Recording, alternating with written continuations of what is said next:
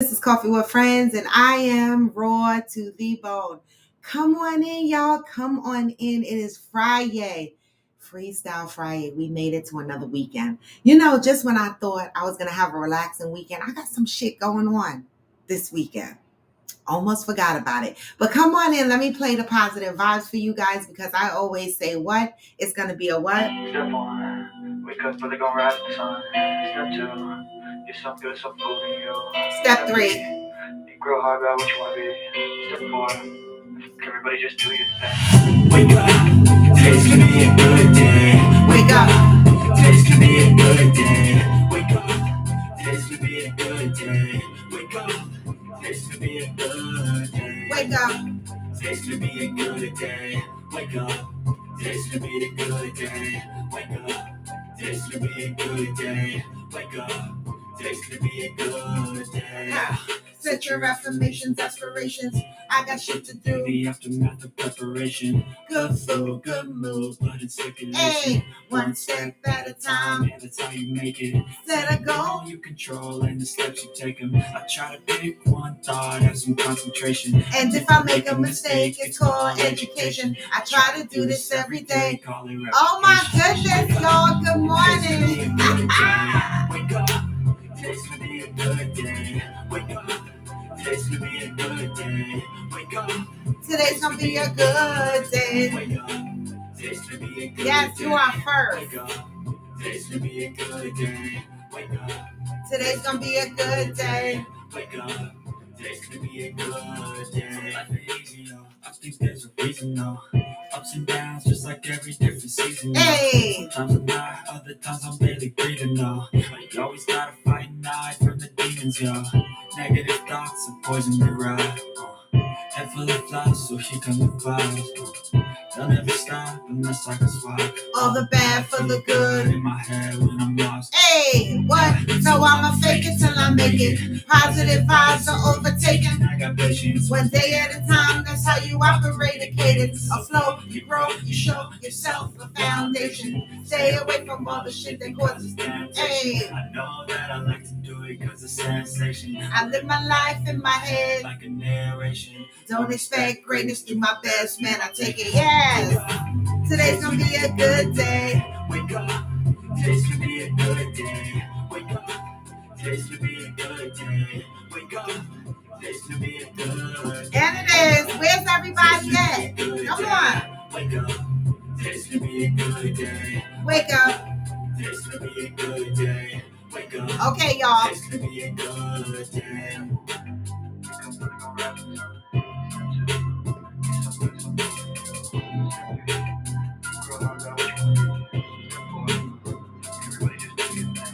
Hey, good morning, good morning. Come on in. Happy Friday, y'all. Listen, is today the first day of fall or was yesterday the first day of fall? I'm depressed. I'm not happy about this at all. Like, I need summer to come back. Not just in weather and temperature wise. I need the months to come back. I need June, July, and August to come back. I feel like most of my year, and it is, if you think about it, we only get 8 weeks of summer, really. That shit is whack. We get more days of shitty weather than we do nice weather. I'm not happy about that. I miss the summer. So because I miss the summer so much, it's easy for me to go and visit my mom in Florida and get the heat. But I love summer here too. Good morning, Mika. Good morning, Aquanda. So y'all come on in. I'm exhausted. Okay, I've had a hectic 2 days. All right, I've been doing my hair for 2 days. I went from ginger, my big hair. And I miss ginger. And I went and I locked my hair, right? And so the locking process, because I had to go with the instant locks, which means that it takes me past the first stage of locks, where they lock my strands manually with a crochet without me having to sit and wait for it to start. It's like pushing me through phase one. All right. And so it's a long process. So for anybody that's thinking about doing locks, not specifically just starter locks, because starter locks you can get done in 3 to 4 hours. But if you are thinking about doing insta locks, good morning, mother. If you are thinking about doing insta locks, that's when they take the crochet needle to your strands and they tangle your strands together to start to form the locks. Now, one of the things I did not want was I did not want a full insta lock. I did not want them to fully shape my locks manually because I want my hair to do what it wants to do on its own. But what I had them do was start it out to where I didn't have to worry about this piece unraveling, right? Now, this is actually 2 locks. These are all 2-strand twisted. So these are 2 locks twisted together. They're stiff because they're insta locks. All right. They'll loosen up in a couple of days. You know, when you force tangle a hair, it causes a stiffness, but they will loosen up in a couple of days. They are 2-strand twisted. So right now I have 55 of these 2-strand twisted in my head, which means I have 110 locks in my head. Once the hair comes out of its stretched mode and it starts to shrink up and it starts to fluff up and sit in its natural state, it's going to be a full head of locks, y'all. It's 110 locks in this head. I'm sure, though, when Georgie jump on here, she probably got 200 locks in her head because she got those micro locks. I know mine look small, but they're not that small. That's because my hair is stretched right now. And so... oh, there go Georgie. There go Georgie. I was just saying, Georgie, that, you know, that I was going through the Instalock process and stuff like that. And I was saying that these are 2-strand twisted. This is 2 locks. 2 locks to every strand, right? They're going to be in these 2-strand twists for a while. And they're stiff because they're Instalocks. They had to manually tease my hair to get them to lock, right? But there's 110 in here, Georgie. I know for you, you probably have way more than that because you have micro locks. I don't know if you've ever counted yours, but I went through the effort and I counted mine because I was going for, I know some people be like, stop going for the amount of locks in your head, but I definitely wanted more than 100 locks in my head. So my parts are really small. Okay. See, Georgie said I had like 700 at first. I lost like 12 in a spot that always falls out and comb like 50 together. Yeah, those are micro locks. Micro locks and sister locks, you be having like 1,000 locks in your head. Nuh-uh. No, I can't. That's why sister locks and shit be taking 3 days. But I'm talking about days, but my hair took 2 days. The first day I went through the wash and the prep, y'all saw that. I came on the show on Thursday. Right? Or was it? Yeah, yesterday my hair was blown the fuck out or whatever, right?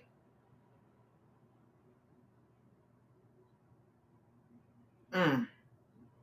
5 hours, Georgie. Seriously? See, that's that micro locks and sister lock stuff. Like, I can't. It's too many locks for me, right? It's too many. All right. So I think 110 for me is good. All right. 110 is for me is good because they're not micro locks, they're regular locks. So welcome to my lock journey. Day 1. Okay. I'm not counting yesterday because I sat in the chair all day yesterday getting my locks done.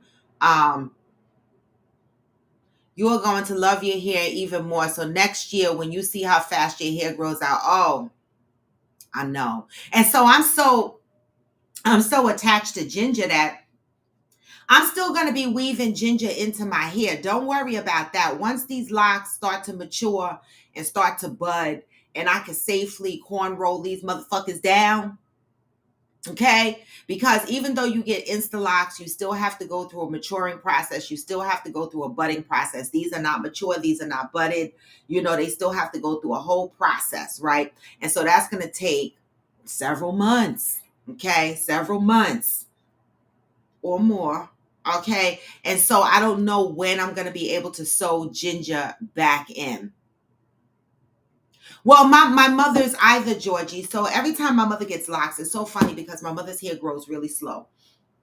And she gets locks and her locks be growing down her back, right? And so because they grow like that because you're not manipulating your hair, you're just leaving it, right? You know, you're just leaving it. And so the hair actually grows. Yep, Georgie, that'll be me. That'll be me. I'll be sewing my shit down. I'll be corn rolling my shit down and getting ginger sewed back in, but I'm not going to be able to sew ginger in for a couple of months because my hairstylist is like, no, we have got to let these mature and start budding. And she told me no matter how tempting it is for me to take these 2-strand twists out, right? Because to undo my locks, she said keep them twisted so that the root of my hair can lock. So I'm going to do that, right? And she told me I'm not to come back to her for at least a month and a half. And so for a month and a half, I'm going to be walking around trying to maintain these little shits that's in my head, all right? Between the working out and shit, in 2 weeks, they're going to be frizzy. Good morning, Ghost. Good morning. And so, I don't know. It's a journey. Come with me, okay? Come with me. Right now, I got a bulk of it pinned up in here, and the rest of it is down in the back. I'm just trying to survive over here. But good morning. It is September. September is the month of trust. Today is Freestyle Friday, y'all. And we got a couple of things to talk about today. Oh, you go every 2 to 3 months. Right. So eventually I'm going to get there. But because my locks are new, she's going to retighten them in about a month and a half, 2 months. Right. You know, so she told me to make sure I keep them tied down, hence the silk scarf on my head. She said, keep them tied down because I work out and I did do my bike this morning. And so I'm going to keep them tied down. I'm going to try my best to keep them tied down, y'all. I'm going to try my fucking best to keep them tied down. All right. Good morning, Deb. Yes, September is the month of trust. Today is Freestyle Friday. We got some topics on the board. I have Coffee with Friends member threw in a topic last night that she or he wants to bring to the table. They can tell you it's their topic. Y'all gonna guess whose topic it is anyway. And then I want to carry over the topic that y'all were talking about in Discord because I never really got to chime in on how I feel about your significant other's pussy or dick getting hard or wet every time the best friend come around because you think the best friend is so attractive and you disclose this information to your close friend and your significant other saw the message, right? How do you deal with something like that? The argument there is human nature. People get excited over other people. It's no big deal. Then the other argument is he should have kept the shit to himself. Why the fuck is he telling his best friend anything? Then the other argument is why did the significant other go through their phone anyway? Where is the privacy? Okay? Where is the privacy? All right? Then there is how many times his dick get hard when the best friend or her pussy get wet when the best friend come around? Like, is this a regular thing? Like, does he jerk off to the bitch? Does he have extra fantasies about her? Like, what the fuck is really going on here? How would you handle a situation like that? Now, for me, I don't know. I would have questions. But it's September 22nd. Let's see what the positive read for today is before we get into our Freestyle Friday. All right. I'll put the guest link up there in case anybody wants to join. I got to show my mother how to join it when I get to Florida. All right. Because September 22nd, I experience and express the power of trust because I am ready and willing to walk through fear. When it comes to moving forward, demonstrating your power, it is the same experience for everyone. When life calls upon you to step up your pace, to move into a higher level of being, to put your great potential to use, it will bring up every aspect of fear that is hidden in your conscious. When this happens, unless you are willing to acknowledge and confront the fear head on, you will not be able to move. More important, if you do not trust that you will be able to walk through the fear, you will choose not to move. I know it. We all have little fears we have not addressed. In fact, we may have some we don't know exist. These unknown fears can and do lie dormant until you are called upon by life to confront and overcome them. That is when the degree of trust you have in yourself will be tested. It doesn't matter how much potential you have or how many divine opportunities are laid before you. Fear can zap your energy, stamina, and ability to move. I know it. The fear of failure, rejection, and success will rage in your brain the moment your potential is called upon. In moments like this, you must trust that you can feel bad and recover. Baby, this is true. Because the shit that used to hurt my stomach don't hurt my stomach anymore. Okay? That you can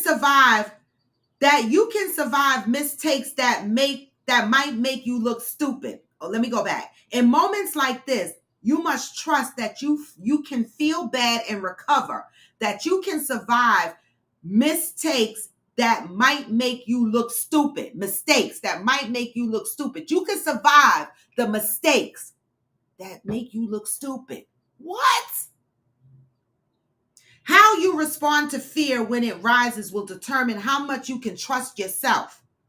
The catch is, unless you trust yourself, you will not be able to confront the fear. There go that trust yourself again. Good morning, Cheryl. Good morning, Johnny Leon Hill. Until today, you may not have recognized that there are unacknowledged fears lying dormant in your consciousness. As a result, you may have given yourself many wonderful and plausible reasons for not living up to your potential and taking full advantage of the many opportunities you have. Just for today, consider the fear versus self-trust theory. It doesn't really matter if you know what you are afraid of. What matters is trusting yourself enough to confront it, walk through it, and survive. Today, I am devoted to trusting myself enough to walk through the known and unknown fear. How many times did you want to do something and you didn't because of fear? How many situations did you avoid because of fear? Right? You know, I'm learning something about myself every day, right? A lot of the stuff that I'm unpacking in my life, a lot of the things that hurt me, a lot of the people that disappointed me, you know, I used to avoid being in their space or having to have any kind of communication with them just so I didn't have to be bothered, right? But I'm learning to exist, right, in spaces, right, that I used to be, you know, hesitant to go into, not because fear that somebody was going to beat me up or fear somebody was going to say some shit to me, because I don't fear shit like that. But my anxieties triggered an anxiousness in me that felt kind of like a fear, right? It was a fear of dealing with shit that I didn't want to deal with. Fear of walking into a situation that was toxic, right? Fear that something was going to trigger my anxieties. It was those type of fears. But what I'm learning about myself is I'm trusting myself more and more, right? And even when I end up in spaces where fear used to be an obstacle, I don't feel it anymore. I don't, right? Because I am trusting myself. I am trusting the decisions that I make. I am trusting the people that I am around. You know, the decision to have the people that's in my life. I'm trusting that choice, right? I am trusting a lot of things in my life that I probably didn't trust before. And I know at the end of the day, I'm going to be all right. So if I end up in spaces or have to do things that fear used to try to block me from doing, I'm doing it anyway. And I'm starting to see that I'm trusting myself a lot more. I have more potential than I thought I had. You know? So I'm just saying, baby, take this message today. Start trusting yourself a little bit more. Start knocking down them doors of fears. Let your potential take the front of the line and lead your ass. Trust that you are going to get everything that you deserve. And that includes whatever achievements you want. That also includes the people in your life. You know? Cheryl Lee, I have 110. They're 2-strand twisted right now, so this is 2 locks. So I got 55 of these in my head. So if I untangle them, it's 100. If I untwist them, it's 110. Yeah, they all right now. They pinned up in here. They pinned up in there, but it's 110. I'm happy for that because for some sick reason, Cheryl, I was hoping that I had a number over 100. I don't know why. I just feel like, like right now you can't tell that my hair is big and thick because I got gel, all kind of shit holding these shits together. And so my hair has not gone through the shrunken. Right now my hair is stretched, so it hasn't gone through the shrunken stage and all of that yet. But it's 110 in here. All right. Thank you.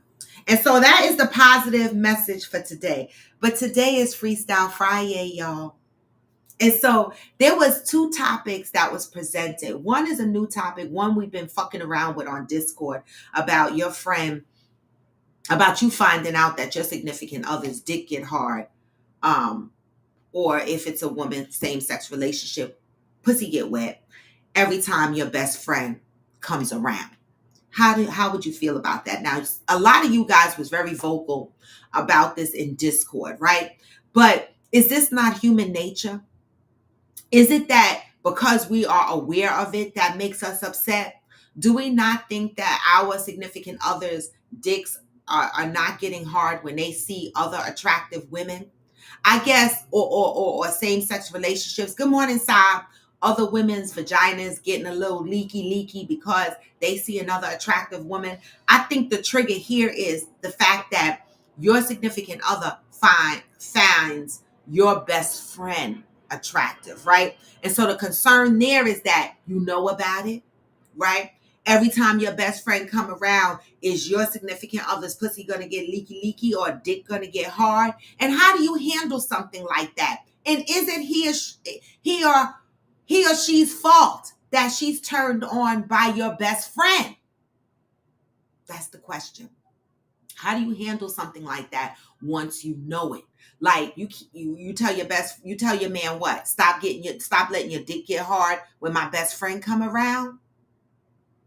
How do you handle something like that? Right?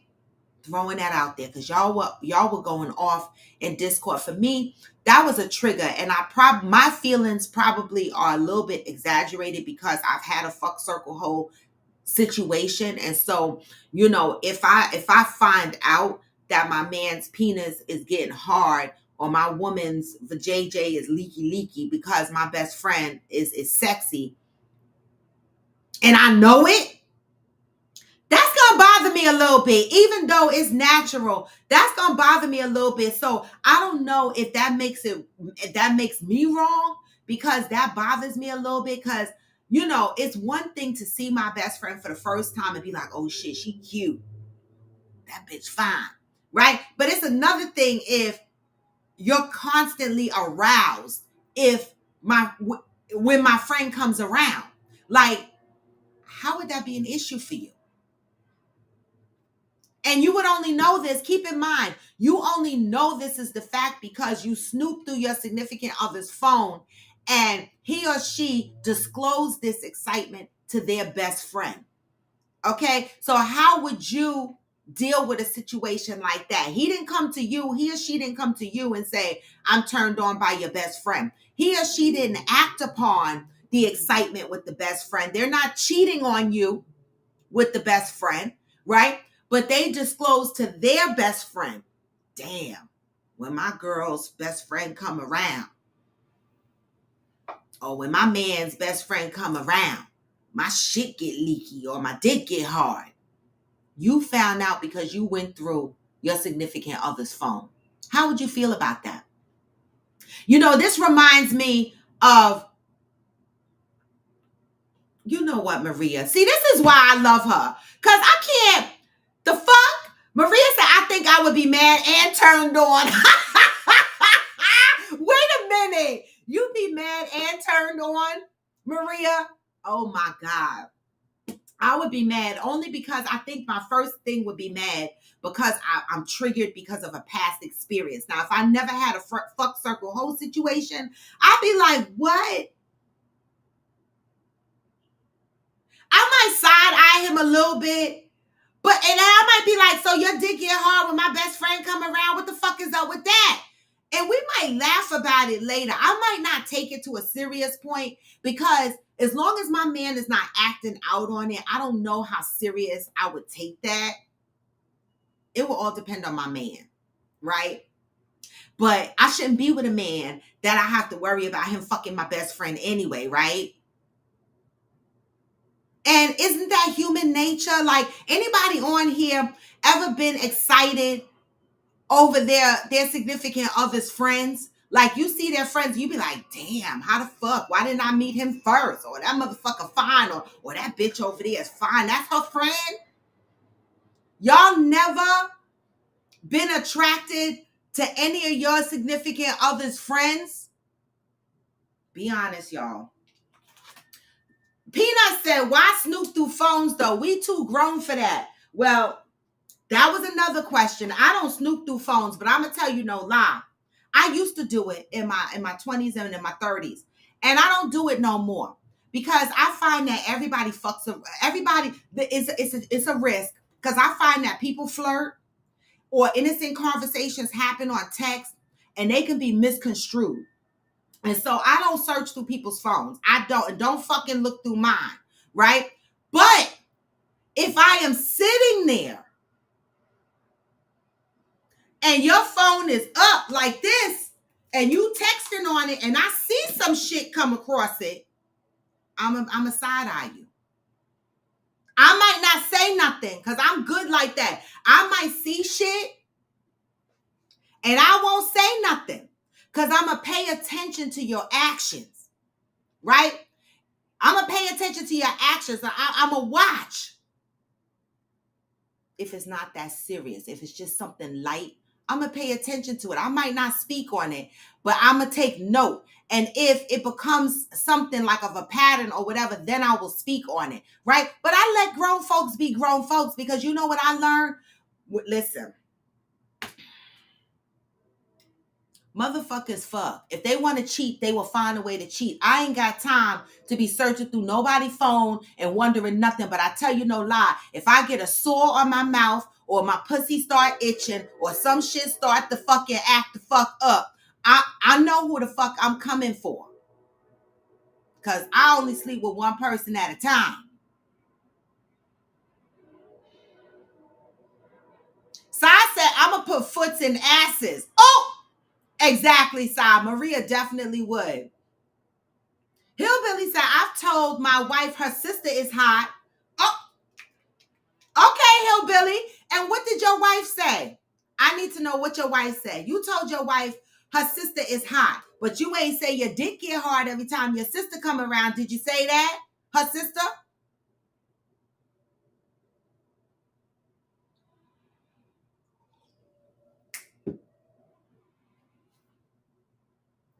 Freestylllleee. Isn't that true though? Freestylllleee said, with all the beautiful people out here, your significant other is going to be walking around with a permanent hard on or constant wet drawers. More to it than just the looks. Listen, this is why I like going to like highly generated sex resorts like hedonism and shit like that. Cause I'm like, let your dick get hard. Go ahead. Let it get hard as it want to get. Right? I'm gonna let you look openly. Let us enjoy this together. Right? Because I'm hoping that I get all the energy of the stiff dick. The only problem is when it's your friend. Like, I wouldn't have a problem if I happen to see on my man's phone that he said, oh, I was at work today and this girl walked by, her ass was fat, my dick got hard. Okay, whatever. Right? But to hear my best friend get your dick hard, that's a little bit too close to home, because I feel like he could reach out and touch somebody's hand.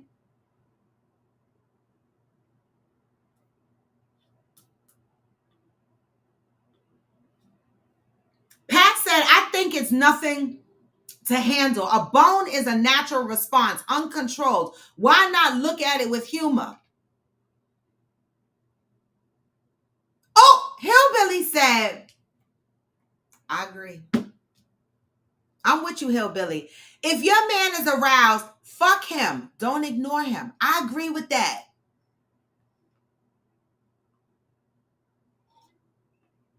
Oh, your wife agreed her sister is hot, but you ain't say your dick get hard when you see her sister. You didn't say that part, right? That's a good point. Hillbilly, you be on it. You be on it. You say it doesn't change the fact your wife is hot. I know that shit. I know that shit. I know that shit. Okay? As this topic is marinating through, I have another question. Okay? This is a question. Okay, y'all, keep the comments coming. We're going to throw out another. If you are in the hospital, this is a topic contributed by a Coffee with Friends member. And let's be kind, y'all. Okay, let's just give our opinion and advice with love. If you are in the hospital, if you come home from the hospital, do you expect that your significant other, no question is a light question, do you expect that your significant other should take care of you until you get better? That's a question. When you come from the hospital, and you know, at first when the question was asked, I was like, but then I thought about it, because I would assume that, yes, your significant other should pitch in and help take care of you when you come home from the hospital. All right. But I want to say, for the person that had that question, just so that you don't feel by yourself, and just so that you know, because I know some people are going to be like, oh, this is a common sense question. Why is this even a question? No, it's a question. Okay. Because when I had my hysterectomy and I came home and I had the catheter hanging from my pussy, dragging around the house in it was long and it was a big catheter bag, and it would drag around me. Yes, I'm giving y'all the visuals. All right. I was still doing laundry. I was still cooking dinners. I was still doing shit. I was told that I needed help to take a shower. I literally still have a shower bench in my guest room shower, in my guest shower. All right. Because I was not allowed to use the shower in my master bedroom because it has a tub. I had to use a walk-in shower and a bench. And I automatically assumed, okay, that my significant other, because I had one at the time, was going to take care of me when I got home, because that's the common sense thing, right? That's the common sense thing that we think. But my significant other still looked at me like this strong person, and all I had was a catheter hanging out of my pussy, right? And so I was still doing shit around the house, and for a period of time, I started to get sad because I was like, this is another example of here I am needing to be taken care of, right? I've been a caretaker most of my life, and I'm looking to be taken care of, and my significant other is not engaging to take care of me because he chooses when he wants to engage and take care of me, right? But I have a catheter hanging out of my pussy, dragging across the whole fucking apartment, okay? And one night, I'm telling my truth because what I don't want is when people ask this question on this show, I don't want them to feel like they're on the island by themselves because people go through shit, okay? And one night when I told him I needed to go take a shower, and the doctor instructed that I do not shower alone, he called me a baby. My feelings was hurt.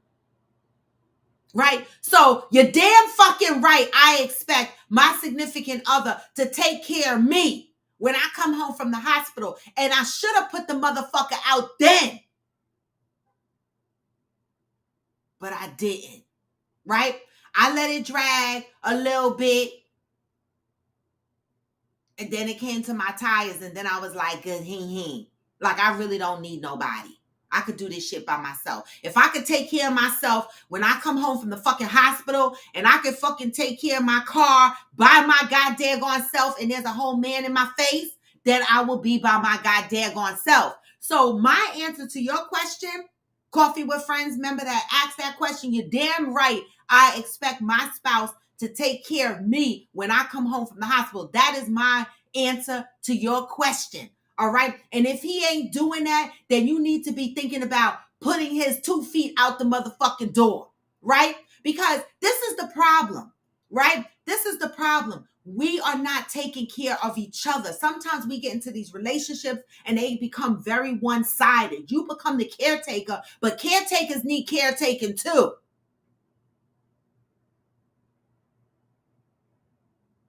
So I needed to tell you my story so that you didn't feel isolated on the island by yourself. All right? Because there's some raggedy motherfuckers out there. But we are responsible for identifying them being raggedy and then doing what? Making a fucking change. That part is on us. That part is on us. So if you're in a situation where you're home from the hospital and your significant other ain't doing shit for you, you got to ask yourself a few questions. And then you got to execute on whatever answers you come up with.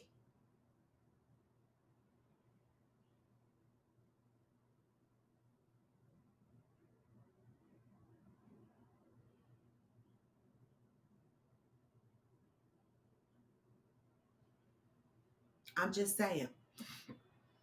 You know, so for the person that's out there dealing with this situation right now, you got to ask yourself some questions, right? And we talked about fear of moving. That was today's message. Fear can stop you from moving. It can stop you from making a change. And a lot of people live in fear. And that's why a lot of people are in relationships that are not feeding their soul. Right? What we should be afraid of is being in relationships that don't feed us, that don't help us grow in a positive way. We should be afraid of those, but sometimes we end up in these depleting relationships and fear stops us from leaving those shits behind. We will think of every excuse to stay in that relationship. Oh my God, I can't afford the bills. Yes, you can, right? I say to myself, if I fucking stop going to Total Wines and buying Angel's Envy and tequila and shit, I'll be able to pay my light bill.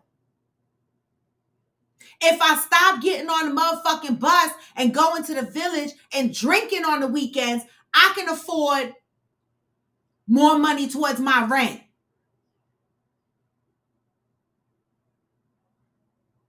Right? It's choices.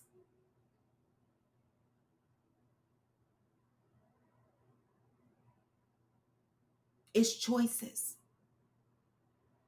And I say this, choose you to fuck first. See, I was in the habit of not choosing me first, choosing other people first, people pleasing, right? That when it came to me, people didn't show up because they said she got it. She don't need no help. But whether you think I got it or not, I don't assume you got it. All right. So that's to the person that contributed the question about, do you think your significant other should help take care of you when you come home from the hospital? All right. Hillbilly said, yes, that's the vow you took. But what if you're not married? You ain't take no vows, but I guess if you move in with somebody, that's like an unspoken vow.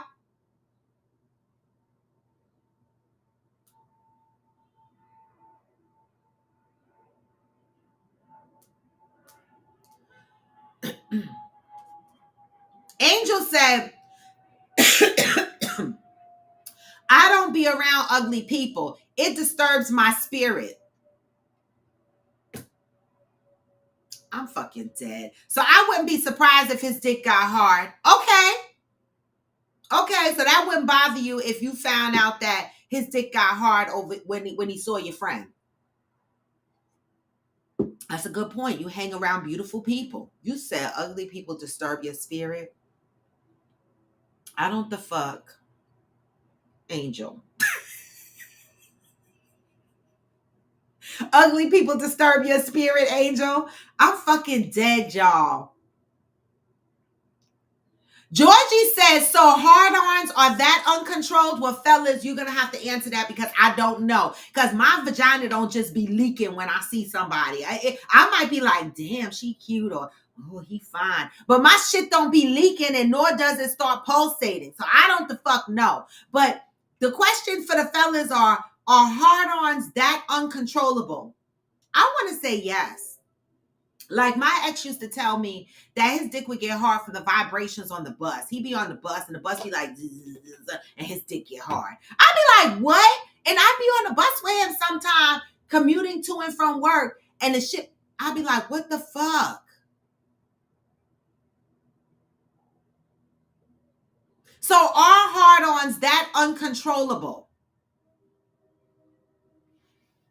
Okay? Y'all said, if your man is aroused, it means he's meditating on that cat, and that's a problem. What do y'all think? See? He's meditating on that cat. Do y'all think that's what's happening? You find out that your man's dick get hard when he see your best friend. Does that mean he's marinating on the cat?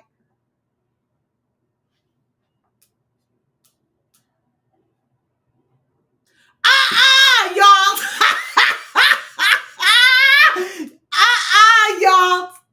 No. What the fuck did Andy do? Because that sounds like his topic.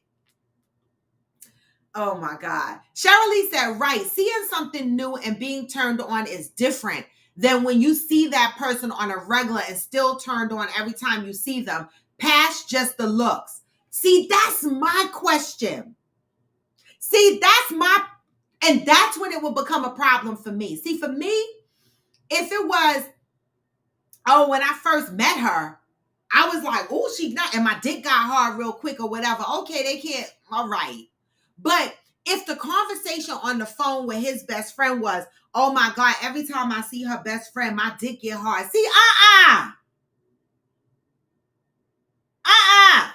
because you doing too much now.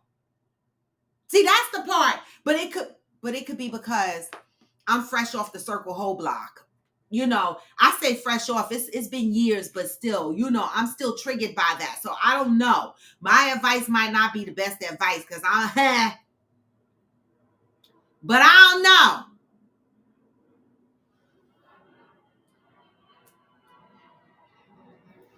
Georgie said, like, how does my super hot friend dress? Like, you telling me hard tied, chilling with no makeup on, making your dick hard, or is her titties out and the ass sitting in some tight jeans turning everyone on? See, but Georgie, does it matter? Because see, a friend like me, I might be that friend that might have something sexy on or not, right? But would you, if I came around your man all the time and say we were on vacation, like we were in Mexico, and I'm the bitch that come out with the thong bikini on every 5 seconds or whatever, and you realize that your man, every time he see me, his dick get hard, but I'm innocently just being me, right? That's how I roll, right? I can't help it if your man's dick is getting hard off of me. How would you feel about that? Whether they had baggy sweats on or a thong bathing suit on. How would you feel about that? Because now you got to worry about how your friends dress around your man.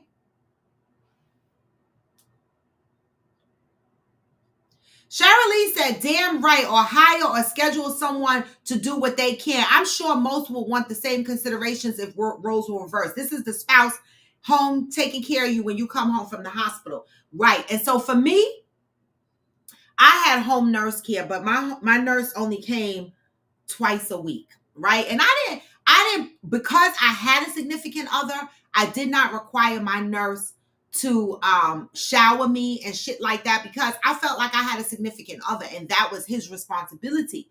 But when he acted like a whole fucking clown, I just said, fuck it. I dragged my little catheter to the fucking shower and I sat the fuck down on the bench and I fucking showered myself. But this is the exact reason why women be like, fuck it, I could do it myself. And they get this independent and strong attitude because shit like that happens. And then when the next man come along and she side-eyeing him, he like, what the fuck is wrong with you? Because the last one had me showering by myself with a catheter hanging out my pussy. So what you doing? Right? I get very discouraged and I get in this mind frame that I'll fucking just do it myself. And then the men be like, oh, you just want to be so independent. No, I don't want to be. But when I let my guard down and I have expectations of my man or significant other to take care of me and he doesn't.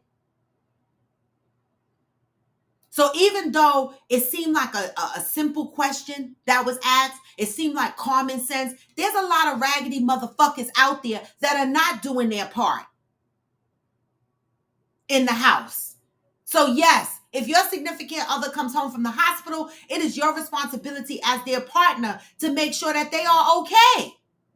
And they are well taken care of. That means feed them, shower with them, wipe their motherfucking ass if they need it.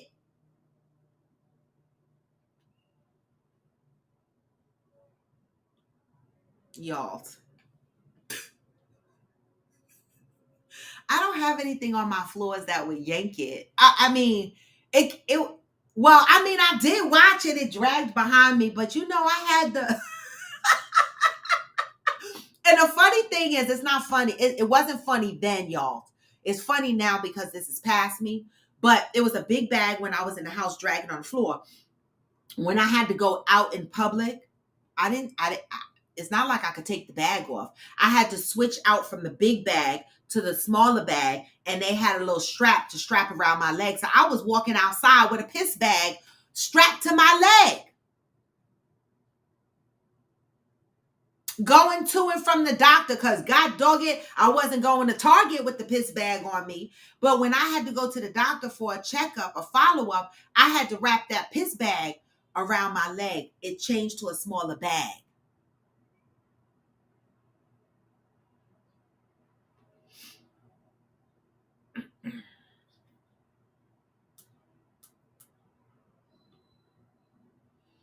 Cheryl Lee said, facts at Georgie. Is she sending a subliminal message to him? I'm going to want you to have a conversation. It's suppository. Wait. Oh, it's supposed to be us, our relationship against her. What the fuck? But no, but also, I in the text message, the part that I left out was we were talking. It said that No, did the text message say that, or did Johnny or one of the guys say that? Oh, it said, oh, in the text message to his best friend or something like that, it said something to the effect, I'm paraphrasing. It said something to the effect of, I'm not acting upon it. Right? So to him, it was innocent. He got excited when he saw the best friend, but he still, he said he treats her as hands off.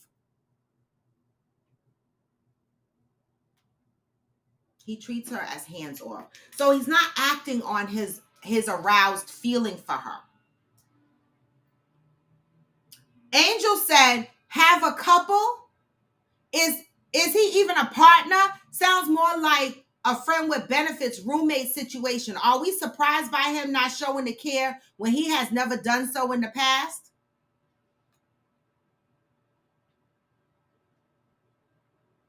Should you even have to tell your significant other to take care of you when you come from the hospital? Shouldn't they already know this? Shouldn't they already know this?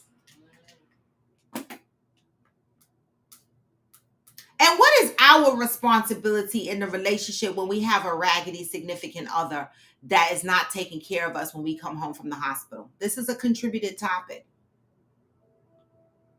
As you should, Ghost. As you motherfucking should. Okay?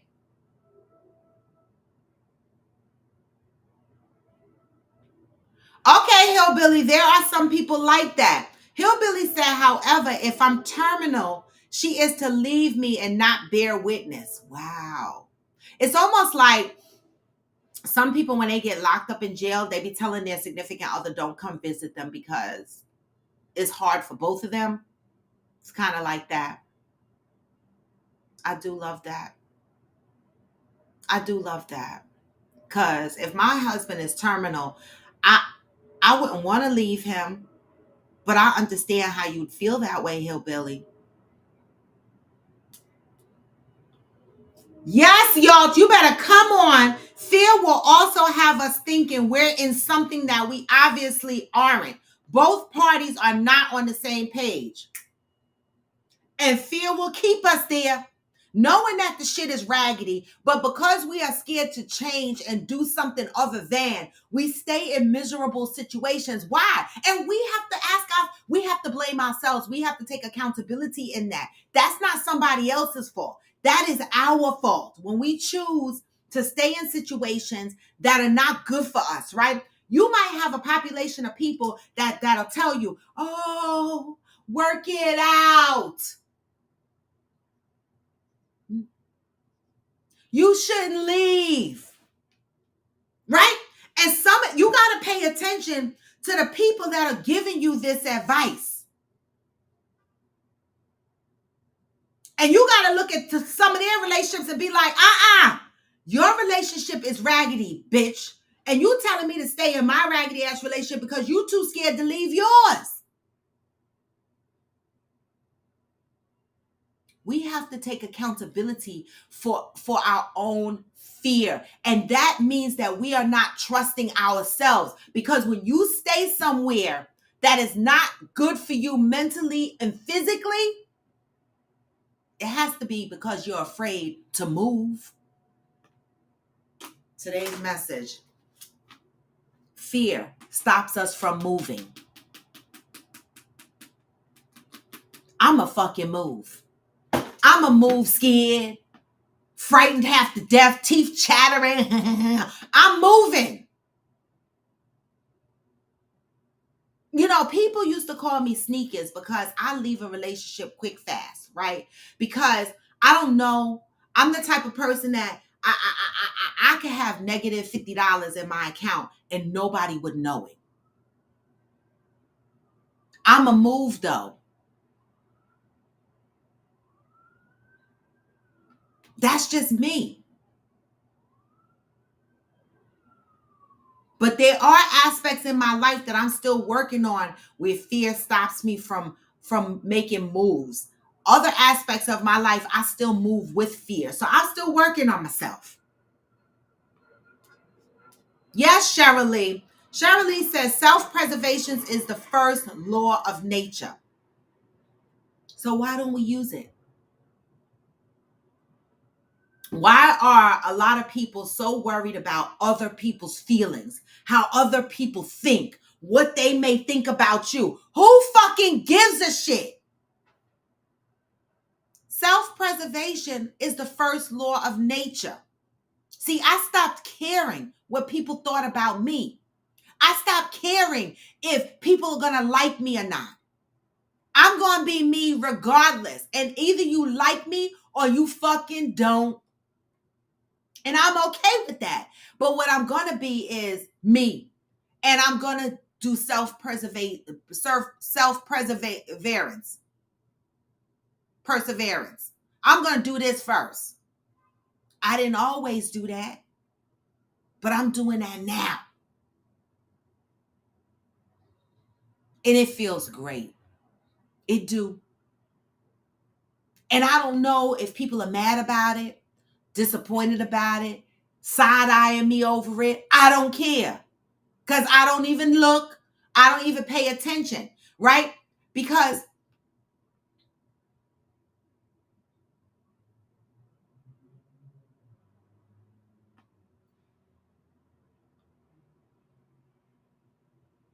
Johnny said, as independent as I am, as strong as I am, I still need help. I also give from my heart. So when I really am at a point where I need help from someone and you choose not to, you don't have to worry. Babe!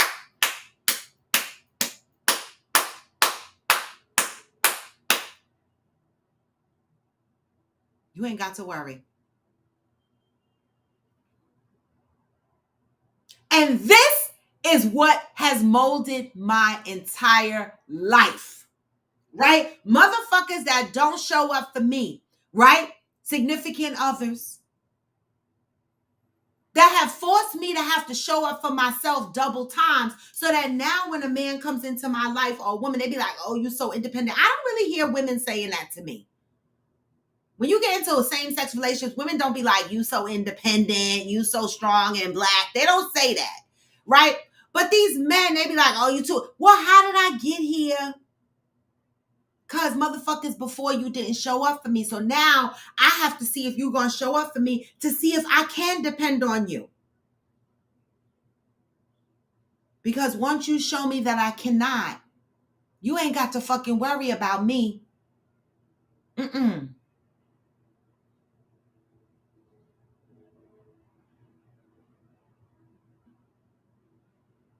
You ain't got to worry. So, person from the hospital,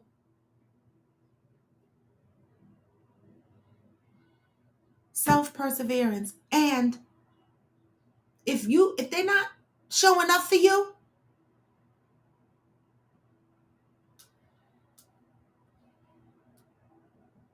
Johnny said they don't have to worry about him ever.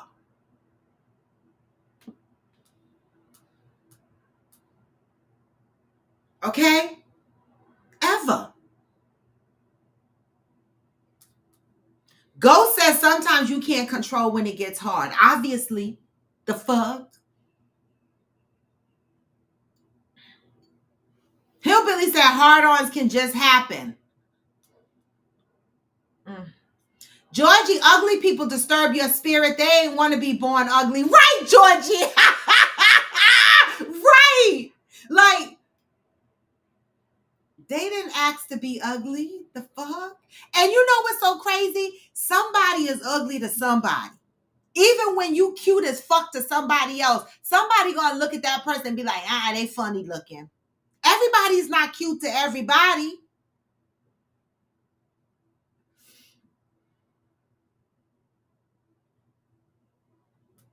Ooh.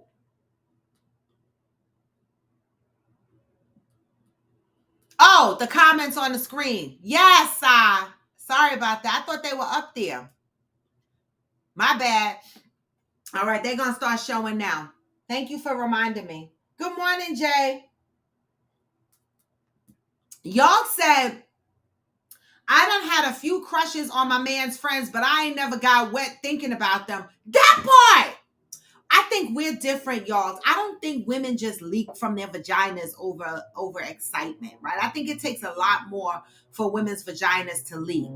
Well, maybe it just take mine a lot more for it to leak. I don't the fuck know, but I don't really hear women going, "Oh my God, I'm wet.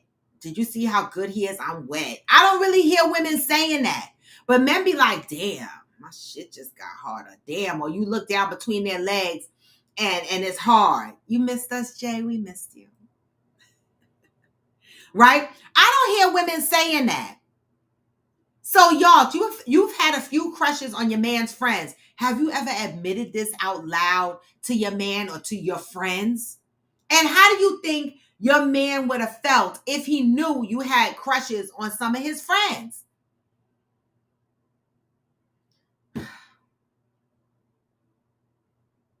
Peanut.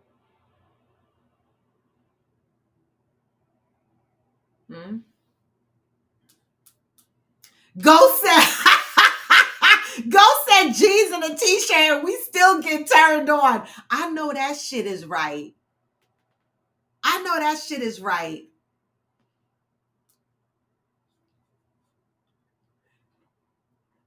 Y'all said exactly at Ghost because you thinking about what's underneath that t-shirt and jeans. Yeah, men, men for your ass.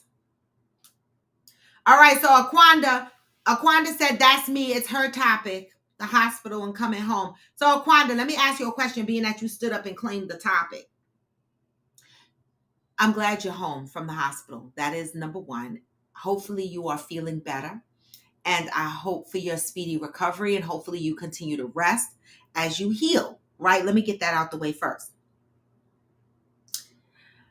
So you came home from the hospital and what's going on? What is going on? Pat said, wow, what a person thinks is none of our business as long as it's not acted upon. That's true. But in this case, Pat, and I agree with that, it's none of our business. But in this case, she snooped through his phone and she saw a text message that he sent his best friend. So who's wrong here? Is she wrong for snooping through his phone, or is he wrong for having a hard on over her best friend? Pat, it sounds like you're saying she's wrong for snooping through his phone. What is the answer to that? Y'all said, hey, Aquanda, glad you're home and safe, but yeah, we knew it was you. Okay, Peanut said she is wrong for going through his phone. Okay, so she's wrong for going through his phone.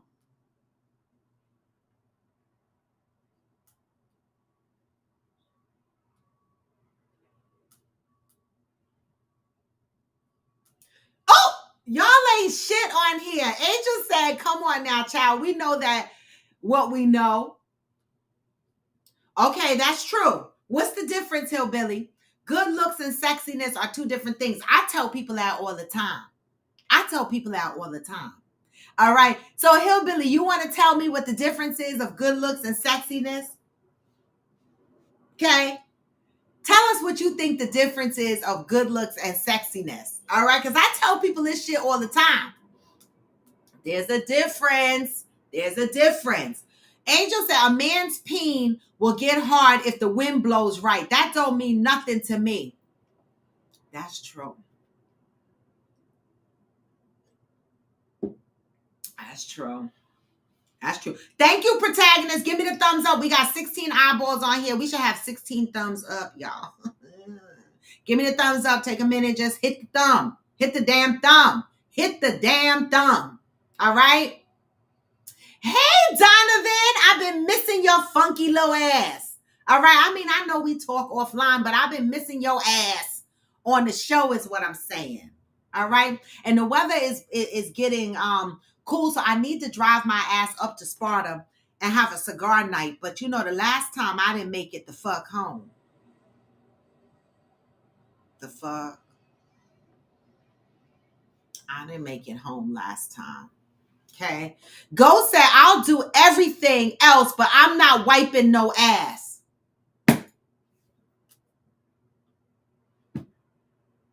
Ghost. I'm gonna tell you, you say that. You say that now, Ghost. But you certainly will. I believe that you will wipe Kenya's ass if need be. Now stop that shit. All right. When I had surgery, what, 13 years or so ago, my son actually saw my ass butt ass naked, vagina, legs spread open, everything. He came in the room because my two friends was trying to sponge bathe me, and I was in so much pain, and they couldn't get my body thing back on. And my son came in the room and he was like, excuse me, excuse me, excuse me. And he put my clothes on. He lifted me up and put my shit on and clipped my thing around my vagina. Listen, you will do what you, listen, my grown ass son, I didn't think I would, he probably never thought he was going to do it either. He didn't wipe my ass, but the mere fact that he was looking at his mama whole naked.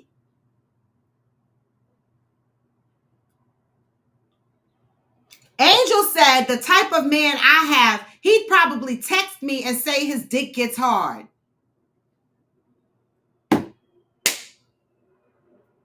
I mean, ain't nothing wrong with that.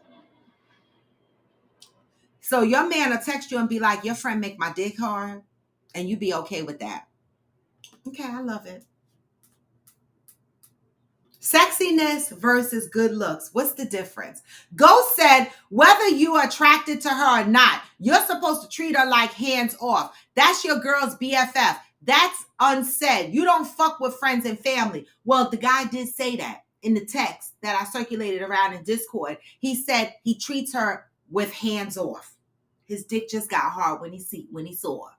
Right? And so for the most part, we're saying that that's all right. It's acceptable.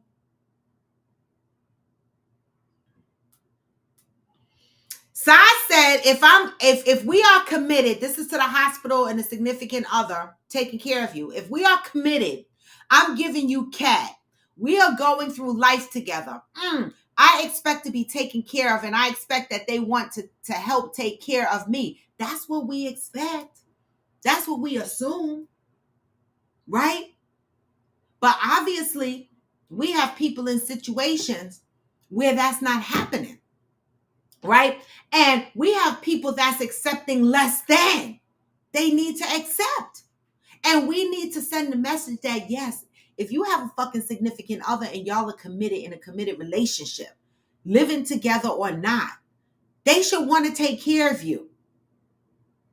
In my opinion.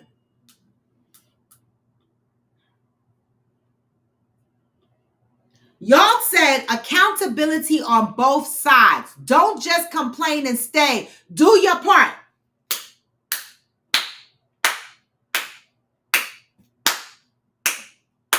Because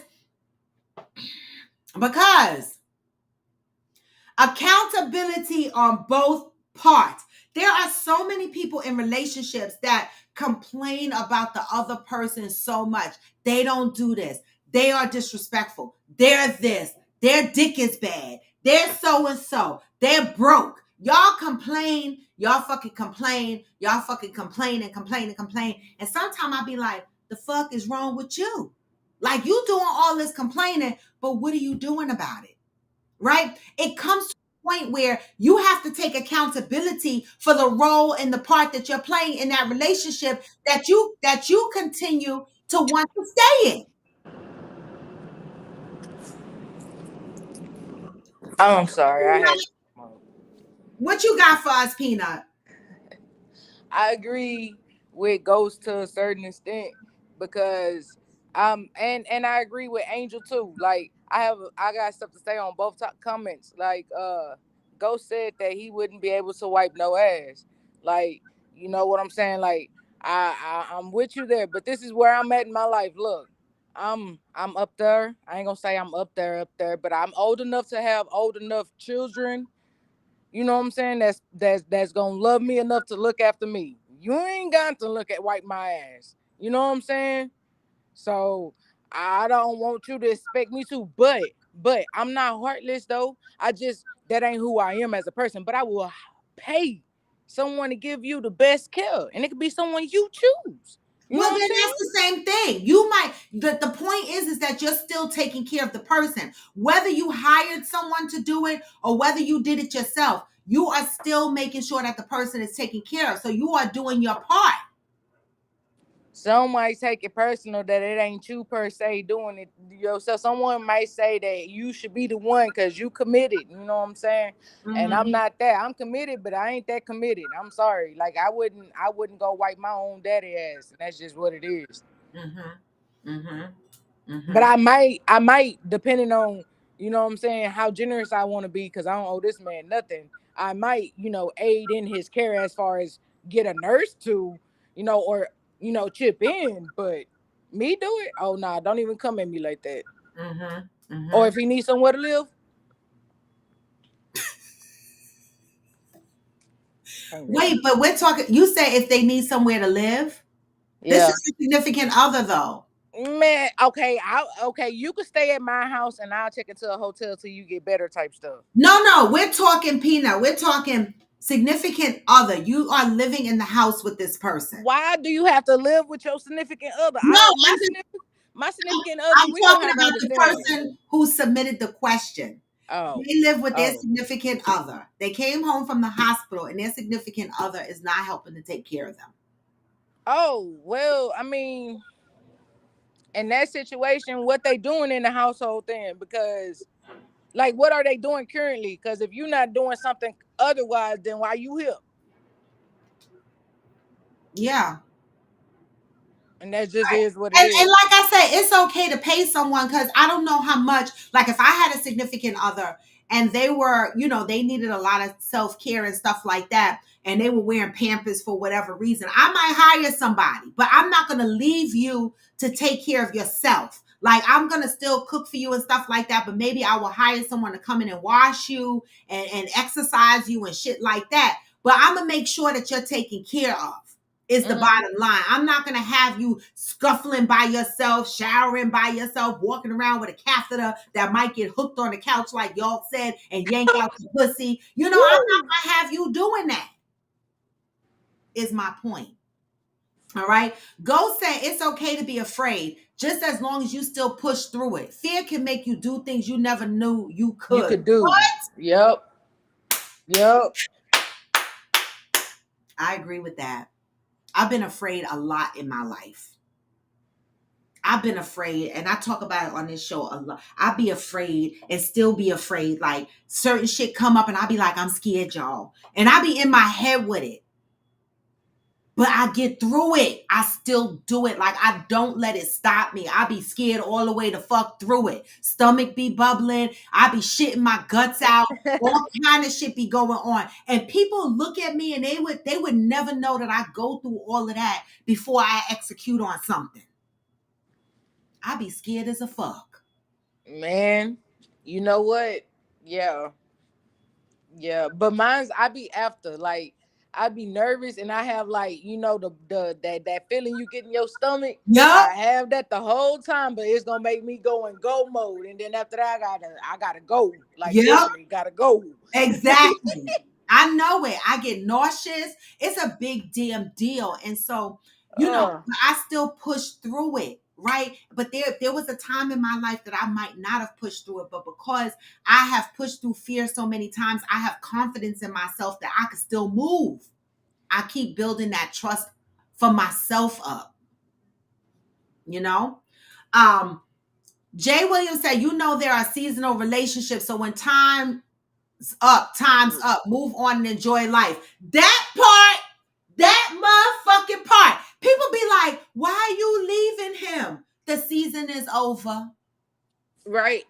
It's a saying to that, like it's a saying that something about it's a saying with the season and forever. I don't know, Yeah, but it's a Cheryl Lee saying. say it on here all the time.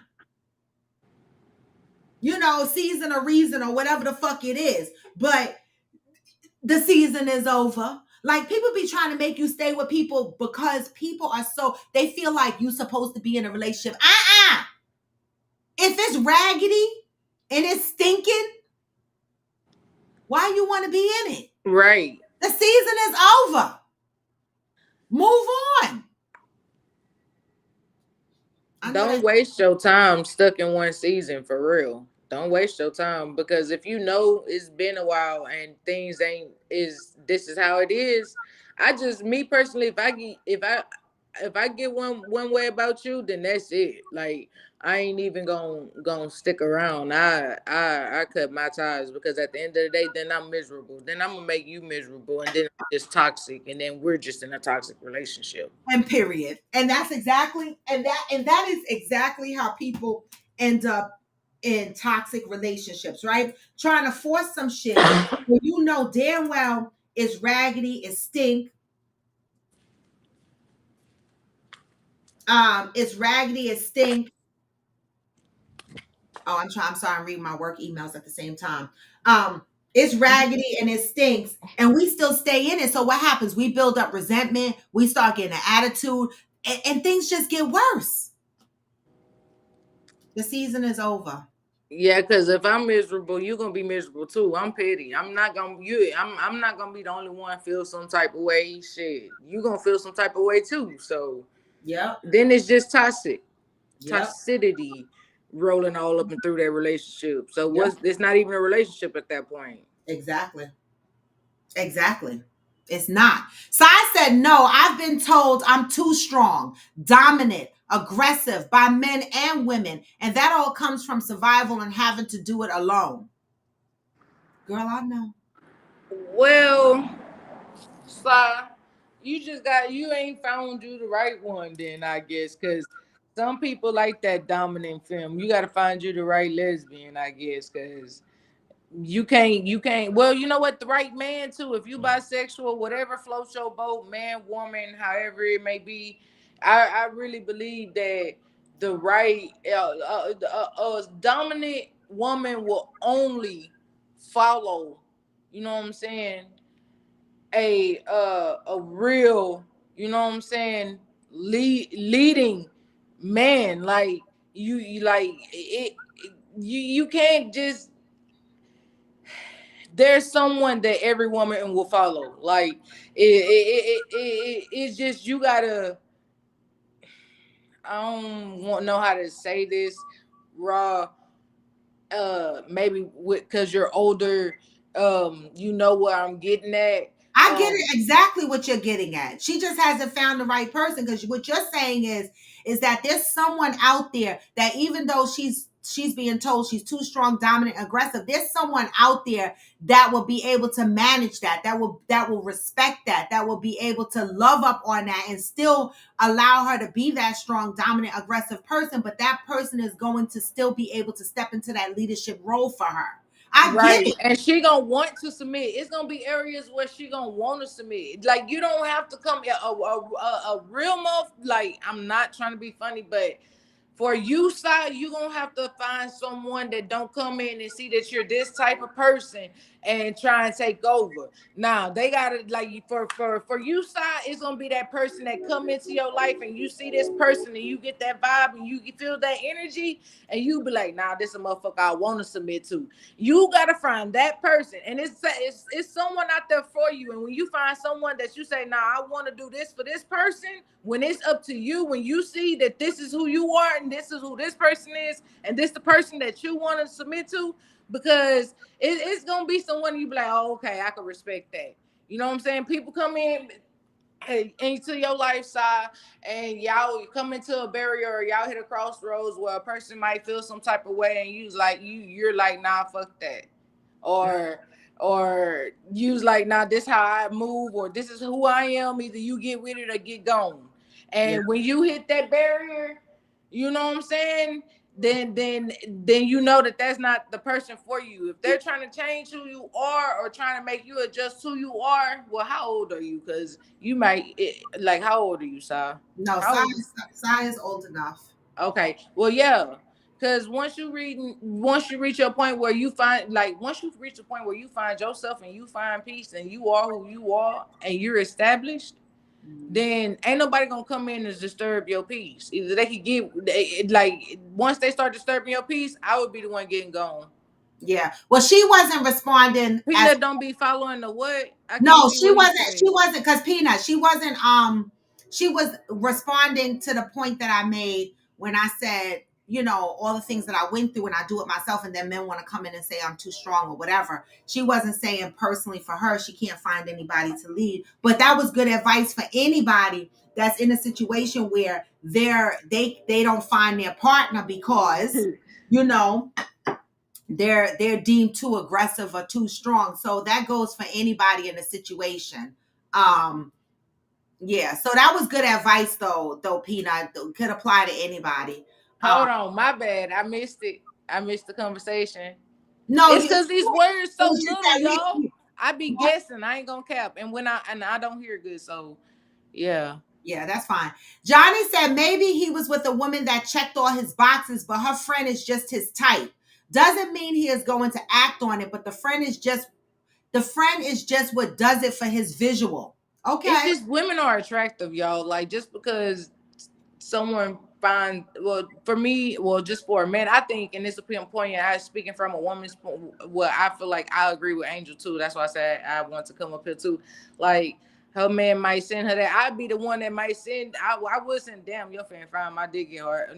Even though I can't say, I wouldn't say that, but you know what I'm saying. Yeah. But yeah, I'm that honest. I'm that honest in a relationship. So I would want that person to be honest with me, but I'm that honest in a relationship. So you might get that kind of text message from me. And like with the finding the attractor, I feel like attraction is just, you know what I'm saying, superficial. You know what I'm saying? It's temporary. Mhm. So it's deeper than that. So that don't matter, that don't mean nothing. Yeah. So it wouldn't bother me.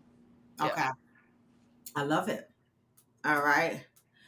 Ghost said that nigga ain't even take you to the hospital. Now he not taking care of you either. Oh, back to the hospital. Oh my God. Yep. That's what it sounds like, Ghost. But Aquanda is not, I don't know if I'm missing the comments, but I'm not seeing her respond. Oh, I mean, I was taught you don't have nothing good to say. Don't The say nothing. message to the, no, it wasn't the message he sent to his best friend's side was he told his best friend that his girl's friend is nice looking and makes and had his dick hard. And she saw it on his phone. She snooped through his She phone. shouldn't have been going through his phone in the first place. Like, what the like, girl? You deemed the yeah. I hope you find something. See, that's the thing. Y'all don't get with me and then want to go through my phone. I'm not going through your phone. Don't go through my phone. And Who if you go on through here my phone still and you snoops find through something you don't phones? like, that's your problem. Who Cause you on shouldn't have here? been looking. Who on here still snoops through phones? I don't snoop through phones. I used to in my 20s and 30s. I don't do that no more. But let a message come up in my face and I'm sitting right there and it's inappropriate. I may or may not speak on it, but I will note it. Anybody on here still go through people's phones? Because if y'all do, stop it. The fuck? Okay, Hillbilly said our phones are off limit to each other. How many people on here require that their partners give them their passwords to their phones? Who even care about that? No one even you. Well, I guess you could have a You backup sure? passcode. You Most people sure have. nobody cares? Who cares? I don't know. Some people be asking for their significant other's passwords. Nobody I date better not ask me for my password. Sai said the last time I snooped through a phone was 5 years ago. I'm so glad I did. Save me dealing with the cheating POS. Instinct is a superpower. Is it? So y'all think snooping through phones save y'all grief? If you find something by snooping through the phone, is that like saying, "Oh, thank God, this is my saving grace," or should your ass been through the phone in the first place? I don't know. I'm on the fence. Because what if you find something? Isn't that like a blessing? So that you know that you should leave the person? I feel like it goes with the understanding and the foundations of the communication and the basis of the trust of the relationship. But I just don't feel like that going through phone shit. That won't be in my relationship. That's true. Seeking you will find, even if it's nothing. Patricia, Patricia said that. Yeah, I agree. Mm-hmm. Ghost said he wasn't like he was. It wasn't like he wasn't actually talking to her, and even behind her back, talking to his friend, he still confirmed he not gonna do shit about it. He did. He said he wasn't gonna act on it. She's off limits. Donovan said, "I think men are more visual, which triggers a mental reaction that turns into an erection for healthy men." I can understand that. Donovan, I said I agree with this, but I'm still triggered because your friend fucked in the circle.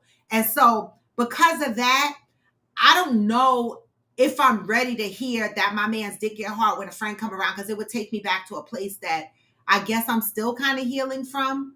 I don't know. It's weird to me. But they can't help it. And if they don't act on it, it should be okay. And so I'm still growing the fuck up. All right. But I don't snoop through phones, so I would have never seen that message unless it popped up in my face. That's true, side. Men wake up with hard peens. And that's one of the reasons why after a certain age, men should not let their children sleep with them. I feel like, because especially your girl children, because you wake up with an erection. And that was one of the things with my ex, when it was two things. Like when we first started dating, his youngest was 3 years old, and she used to want to sleep in the bed, obviously, because she's a baby, right? But I used to be like, you got to go sleep in the other bed with her, because I needed to build trust in a relationship with him and his kids before they start rolling around in the bed with me. Because, I didn't want nothing to get misinterpreted and the mama to come back here and be like, you were in bed with my daughter. Go sleep in the other bed with your kids until there's a foundation built with us, And so I feel like grown men after a certain age should not sleep in the bed with their kids. And I used to tell my ex-dad, and I used to be like, no, they girls. No. Donovan said, bring your sleeping bag when you come because we will turn up. I know. It don't make sense. I can never make it back home when I get to your house. This is ridiculous. Hillbilly said, fine looking women are just that, fine, but many less attractive women can carry themselves in a way that is just as, if not more desirable. I agree with that. I feel like this was about being good looking and being sexy, right? I feel like being good looking is a physical aspect of you, right? But sexiness is something that you either have or you don't have. I don't think that has anything to do with your looks. Like sexiness is it's just you or not. Like it's the way you talk, it's the way you move, it's the way you walk. It's everything about you. You exude a sexy. You got sex appeal. It's yeah.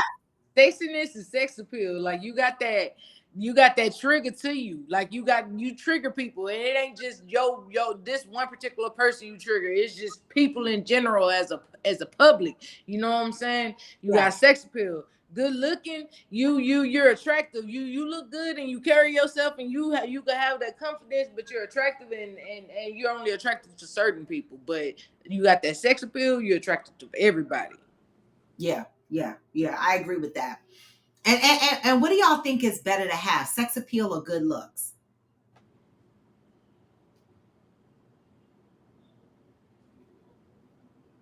Good looks or sex appeal? What would y'all prefer to have? Good looks or sex appeal? I'd rather have the good looks, because the good looks gonna have some depth to them. That sex appeal gonna be completely superficial, and they're gonna be high maintenance as fuck. Oh, I think I got sex appeal. Do I look high maintenance? Just that. Well, Rod, you know what? You do got sex appeal, but you don't look high maintenance. But okay. See, it's different. It's different. You have a different sex appeal though, Rod. What kind of sex appeal I got? Your energy is you have a sexy energy. Your energy is sexy. Okay. So like your energy is appealing to a lot of people. Yeah. Okay. But I don't look high maintenance. No. So, all right. Hillbilly said high maintenance women usually sit there or stand there, boring no matter how fine. Sexy women cross the room, movement in every step. Yes, baby. Talk about it. All right. Shit. Ghost said, you can't tell me that my friend made you wet. You'd never see the nigga again. See, that's why I said, I put in the comments, men can't handle that. That's why I You said I put in the say comments, men can't handle that. Men cannot handle that type of honesty. Men cannot handle that. That I put that see, in the but that's comments, not but I fair. meant I had to come up here and it was gonna touch bases. Men can't handle that kind of That's not honesty. fair. That's not fair. Because what did y'all say on here? Men can't control their erections. It's just a visual thing. It should be okay. But as soon as your woman say, my pussy got wet because your best friend came around, you mad now? You not gonna let your best friend come around no more? Nah. Ghost might have meant that a different way. What you talking about, Ghost? What you saying? You saying it's okay for your dick to get hard when your girl's friend come around, but if her pussy get wet when your man friend come around, you not gonna let him come around no more? See that shit? Y'all ain't right. Here the fuck he come with his ass, his one side. Yeah, let's get this together. First of all, it's one thing if that did happen. Bitch, don't tell me that shit though. Don't tell me. Like I said, because that's my friend. This ain't no random nigga we seen walking around the street, no shit like that or whatever. This is my friend. Somebody that's around all the time. And you telling me a motherfucker that's around all the time, that's my friend made you wet? Oh no, bitch. You won't see him again? And 9 out of 10, I'm finna leave your ass too. Real shit. You gonna leave her? Yup. Because, Because you think my friend made you wet? All right, bitch. but I see, But see. they quick to say women are irrational and thinking they feelings. No. But see, Well, I don't understand I'm how all it's about okay it. that your dick jump, but it's not okay that her pussy get wet because But your I friend didn't is tell you. attractive. The difference is I didn't no, tell what? you. Okay, so she don't tell you, but you saw it in her phone. She told her friend that her pussy get wet when your friend come around. Then what? I'm gonna respect the fact that she ain't tell me, but she'll never see that nigga again. Never. He won't get invited to a function. He won't get invited to a birthday party. Nigga, boy, nigga. Matter of fact, let me block you out my phone. I can't. You see how one-sided shit be? You see It how is very one-sided one shit sided. be? Again, you can call it one side all you want to, but y'all have to remember, men and women value different things. We don't value the same shit that y'all do.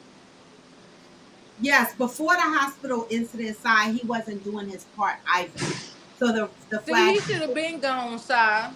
Who dealing with this? Sai? No, that's Aquanda said it's her topic. Oh, well, Aquanda, he should have been gone. Is this your house, Aquanda? Because if it is, I'm not understanding what you're doing, wasting your time. It's her house. Bye, Remember, Aquanda. he moved in from the tent. Oh, girl, he better take his tent and put it back to use. He better move back into his place. What the fuck?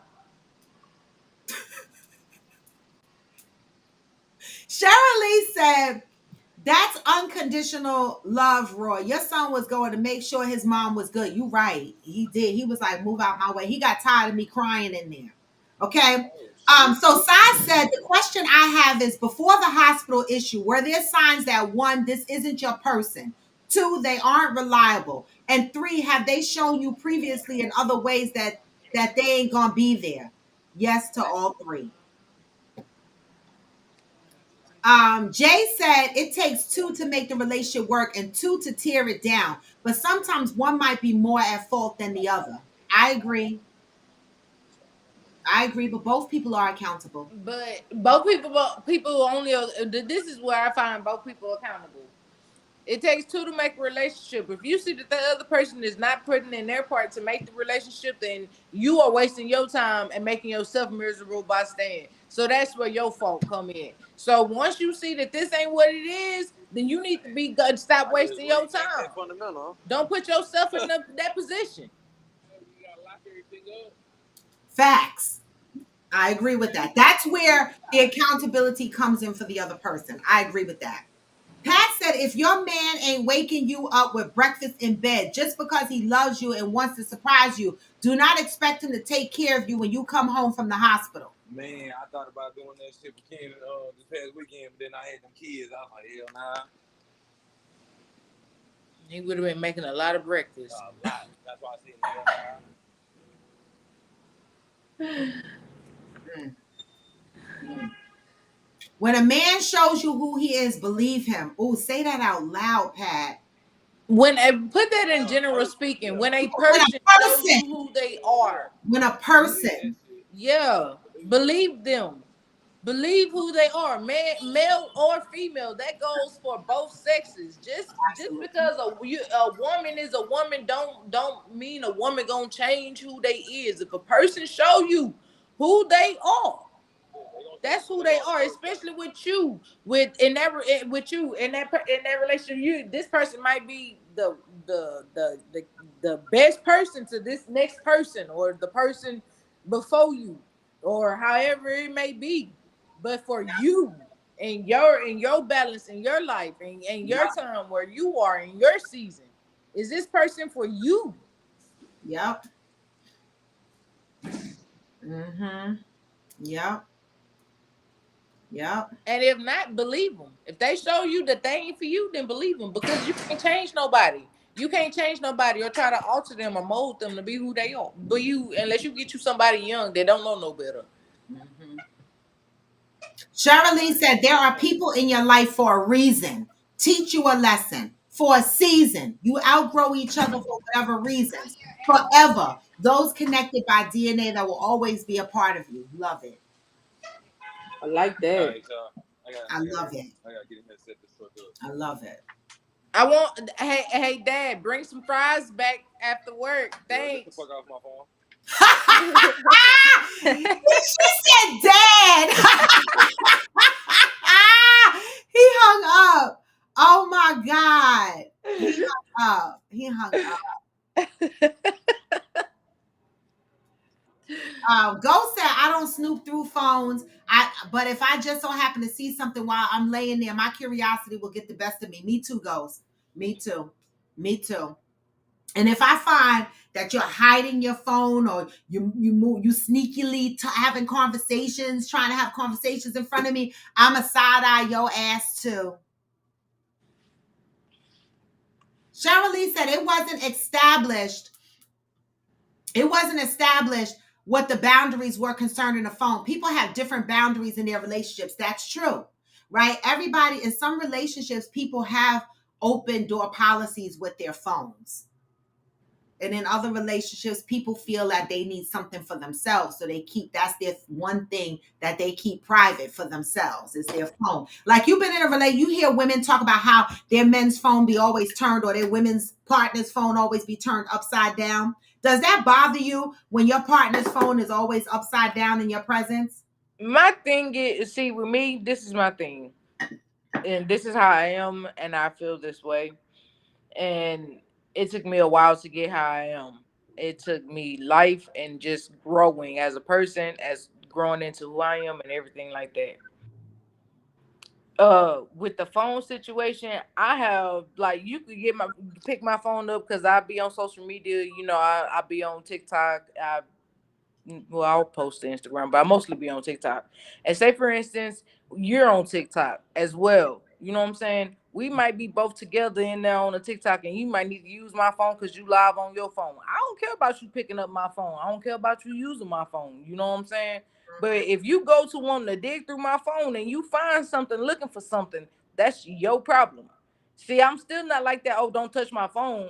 But it's just a understanding. Like, if you, it's just understanding. One, I feel like once you get to a certain age, it's just like common sense. If you look, you're gonna find something. So if you feel like you want to look, then go ahead and look. I'm not telling you not to look. I ain't gonna. Let's say you got my phone and I noticed that you looking in my phone. I'm not gonna stop you. I'm not gonna be like, hey, give me my phone while you looking at my phone. I'm not gonna do that either. I'm gonna let you keep digging and digging and digging until you find something. And when you find something, I'm gonna be like, oh, you found something you was looking for? Oh, okay. And however you feel after that, that's your problem. Because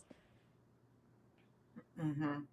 don't go like that. You look for something until you found something. Because Now, do you everybody, establish this at the beginning of your relationship? yeah, I'm like that because I'm like, this how I am. I'm not gonna go through your phone, so I expect the same respect. Now, if you choose to So go you through will have this conversation in the beginning of your relationship. yes, the crucial, especially if I plan on, first of all, like, I don't waste my time. So if I plan on actually seeing the like, doing, like, in getting into a relationship with someone, then we do have to set boundaries and the foundation for the relationship.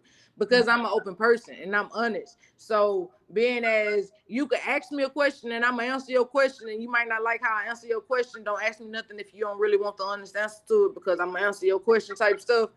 I don't care about you picking up my phone, because at the end of the day, you know what I'm saying, you doing it at your own will. Mhm. So it's not like I'm a hoe either. Like, I'm not a hoe, or it's not like I got anything to hide. But you might find something. I have videos, pictures, all kinds of stuff. You know, people accumulate stuff through time, type stuff. Ain't no telling what you might find. You might get to see, you don't see nothing in no text message, so you want to go through the photos or my album or something like that. Mhm. You want to go through my album, go ahead. But you go through my album and you find something, then it's like, oh well, who is this person? Well, ain't nobody told you to go look through that, because now I probably don't even remember who that person is. Or if I do know who that person is, because oh, that matters for me to keep the picture, then it's just like, then why you worried about that person? You know what I'm saying? It's time stamped on that picture. And if you, it just, I feel like there's no trust then, because it's just like, I just feel like if you trust your partner, why you going through your partner phone? Mhm. Pockets, email. Like, if you trust this person to do your laundry, because I mean, you do your partner laundry and you washing their clothes. There's receipts, you know. There's all kinds of stuff. And now I guess phones make everything harder, because you can't keep phone numbers in pockets anymore. So that's, I guess that's what it is. But I mean, what you gonna go through each contact, or go through each message, and read each message? Because if you're in a heterosexual relationship, and you're dating a man, and he got a number saved in there and it say Mark, it could be Melissa. So That's true. Well, Tip Jar said instinct will cause you to go through a phone or anything because you know there is something that needs to be brought to the surface. But why go through the phone? Why not just have a conversation? If you right, just ask, is there, like, you know what I'm saying, is there something, you know, what going on? I have this type of thing. I'm not gonna do everything. You might not do everything I like. You might not be willing to go as far as I'm willing to go, type stuff. So there might be some things that I might not want to do for you. You know what I'm saying? So I don't care. You go do you, type shit. And so I'm not gonna look for you to do you. You know, look for a reason to see. You know what I'm saying? yeah. And vice versa. And you might not do something for me that this person does. You know what I'm saying? So it's like, mm, Mm. Good point, Ghost. I'm gonna get there. Cena said because he's a mess, I'm sure that's why she went through his phone. No, I don't go through phones. She, aka Adaquanda, know what she is dealing with. Okay, Sai said the bitch was rekindling with her ex and was making a plan for her to move back in. I only did it because something felt off and I was right. So I absolutely glad I did, and I'd do it again. Okay, Sai. uh, That was kind of ooh. Like hold she was on. making a whole plan to rekindle. Like, see, That's a lot. This that's a lot. Like, at some point you should you come in your life where you don't even want to have to do all that extra stuff to try and be with somebody, be in a relationship, deal with someone. Like, because either how it old you flows is? or Like, it why the fuck flows. are you doing that? Like, why are you rekindling with somebody? Why couldn't you just come to me and just say this relationship is ending? Like, why you have to go through all of that? See, this is what make people want to poke. That's a hard one, Si. I'm sorry you went through that. Whoa. Johnny said the only reason to have someone passcode to their phone is if trust has been broken and you need reassurance when rebuilding trust. Is that enough? Like, I have never, as many times as I've lost trust in a relationship, I have never asked the motherfucker for his password for his phone. Hold on, wait. Sometimes if that's what it requires for you, then sometimes that trust gonna be broken, because you just want, like, sometimes, like, if you break my trust, being as how open I am and how understanding I am, and it comes to a point where I can't trust you, it's time for me to dead that relationship, because there's nothing you can do to make me trust you. It Listen, don't matter if I had a passcode to your phone or not. right. Because y'all do know that there's apps out there where they can still have text messages and they hide them. There's vanishing mode. Like, it's too much. Like, I can't. I'm not doing all that. No. I'm not doing all that. And if I care that much, or if I feel that way, you know what I'm saying? Then I'm me because I know how I am and I know how I can be. Nah, I'm gonna just remove myself from that situation because it's gonna turn ugly. And you And know what's crazy? My ex had asked me, because after the whole tire situation with me calling my ex for the tires, he was like, "Oh, you still talk to your ex?" I said, obviously I needed tires, so I still talk when I need something."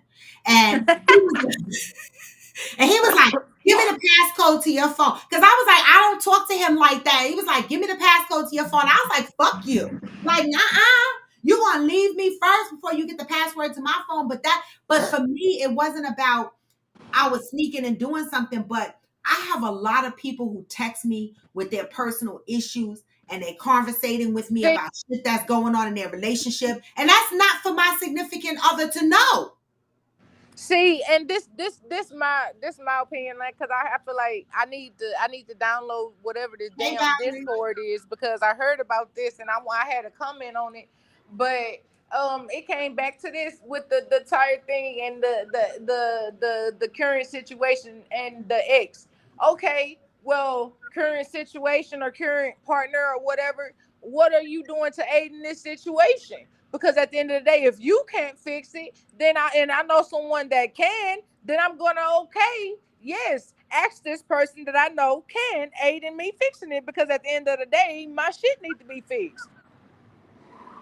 I just feel like that's just universal. Like, mm, but I'm glad I know how, like, I'm glad, like, say for instance, yeah, well, you know what? Look, And at that's the, okay, Hillbilly, because that's a choice. But I'm saying if I'm the type of person that feels that I don't want to share my passcode, that shouldn't be a deal breaker for me. Because of what I do with Coffee with Friends, I don't have a separate phone. So people send me topics, people talk to me about their issues that they got going on, whether they inbox me through Instagram or whether they text me directly to my phone or whether they inbox me through Facebook Messenger or whatever the case may be. And so I have had people say to me, because my ex used to snoop through my phone. He used to go on my iMac, my laptop, because messages that come through my iPhone go on all three of those, and he would be reading my messages. And I've had a couple of friends say to me, I don't feel comfortable confiding my business in you when your ex is reading your phone. Like, and I had to say to him, I'm trying to create a safe space. People are talking to me about deep things. Stop fucking snooping in my shit. Right? Because then he would judge me. Oh, this the kind of friends you have. I'd be like, I don't even know that person. You know what I'm saying? And it become a big topic about somebody who spilled their guts out on my thing when you shouldn't even have been in there. So we would wind up arguing about other shit that had nothing to do with cheating. And I'm like, get out my phone. The fuck see, is wrong with you? see, that just goes, morning. That just goes to show some people can't handle that type of, man. That's an insecure person. I'm sorry, like, that's an insecure person. I'm not reading I'm not going to the extent of reading no message, but if a message pops up and I just so happen to see it and it's something like in detail because it having to do with a side conversation, you don't know this person, who this person is per se, and this person is talking about something that they've done or they've gone through, and it triggers a argument because this person is going through that, then you know what I'm saying? Like, that ain't the person for you because you know the type of platform you're building. So, Exactly. And that's why I'm single. That's why I had to get rid of the motherfucker, because I was like, hold up. You fucking up my shit. Being nosy. I mean, my partner. Let me just say this: I do not hold or keep my phone from my partner. Like, it is that type of trust or communication and relationship, and I don't care. I mean, and I like it goes both ways. But like for my partner to go through my phone, just, oh, let's do a phone check. No, we do our kids' phone check to make sure they ain't up to no good. I'm not doing no phone check on no grown Thank motherfucker. What? you. And you're Oh, right. For me, I don't hide my phone. My phone sit around just like this, bing in your face, whatever. So when my messages come up, you can see them pop up, bing, bong, bong. I don't do this to be sneaking around and doing all of this. I don't do none of that. My phone is an open book. But what I do not expect you to be picking up my shit, sneaking through it, but it's there, right? If I catch you sneaking through my phone just to be, looking to be nosy, I'm gonna have an issue with that, because what are you looking for? But my right. phone is there. You could touch it. You could pick it up. If I have a funny video, I give you my phone. You can look at the video. I'm not worried about messages popping up, but don't arbitrarily just go to my phone and be Right. broke. Right. Don't Okay. do that. Right. Donovan said, I need sex appeal with average looks. Okay, sex appeal is better for you. Aquanda says she likes sex appeal too. Deb said, looks fade. Sex appeal is hard to come by, in my opinion. Yes, it is, because you either got it or you don't. Thank you, mommy and daddy, because you either got sex appeal or you don't. You can't create that. Okay? Aquanda said, I'm definitely not high maintenance. Obviously. Aquanda, Aquanda, it seems like you have no maintenance, like you have no standards, like you have nothing, no foundation for your relationship, and that's just outside looking in, and that's just because you don't require someone to give you the same energy that you have put out. Like if you have taken someone in that lived in a tent, the least that they could fucking do is aid in you getting better. Now, being as they ain't even aiding you getting to the hospital, look, that ain't nothing but an extra tendon, an extra parasite on you for you to have to pick up, because at that point they're taking from you, draining you, because not only do you have to worry about getting yourself better, but you still maintaining and doing what you have to do for your household. Like, and when you ain't at a point where you can fend for yourself, this person is not gonna help you maintain what you trying to do. No, it's time for that person to go. Okay. So I said, my little boo has a friend with a fat ass. I look when she comes around, but I make sure I don't make it noticeable. Okay. Sorry, what that? Hold on, the little friend, the little boo, your little boo with the friend with the fat ass. What's up with the friend with the fat ass though? Is she single? Is she single? You know what I'm saying? I ain't even gonna ask that. Is she happy? You know what I'm saying? Cheryl said, to me, sexy is how you think, how you carry yourself, your mannerisms. That shit Right. permanent. Right. That's what I mean. Your energy. It's the energy you carry. For me, the sex appeal, that's what I meant, Raw, when I was telling you your energy is sexy. You have that sex appeal. Is that's what I mean. Yeah, it's the energy you carry. Like that, yeah, the energy you carry. Because the high maintenance, when I say high maintenance, is then they superficial, it'd be the ones that don't have no depth to them. You Yeah. know what I'm saying? Got it. Well, that's a compliment. Thank you. Deb said, yep, I was about to say the same thing. When a person shows you, don't for 1 second doubt them. Yeah, when a person shows you who they are. Do we have all our thumbs up here? Because Hillbilly said we missing 4. Cena said part of the problem, which we have mentioned to Aquanda, is she always doing everything, and she says he don't know how to do this and that, or she can do better. She enables him to do nothing. Okay. I don't know how to like the video. I mean the stream. It should be a thumb up there. I don't see a thumb up on mine. On YouTube. Mm-mm. Because just having a conversation, they're not going to be honest with you and tell you what they did behind your back. Oh, so that's why you got to tell them you snooped through their phone. That's I true. feel like this person might. I feel like if you ask me, "Hey, is this something you want to tell me?" I ain't gonna know what you want me to tell you, so I'm gonna ask you what you want me to tell you, and then you need to tell me what you want to know about. Because just be upfront and ask the question. Don't ask, "Is this something we need to talk about?" Because I ain't gonna know what you're talking about. Be specific. Just be like, "Hey, did you do this, this, and this?" Or, "Hey, this and this and this was brought to my attention." Or, "Hey, this and this is my issue."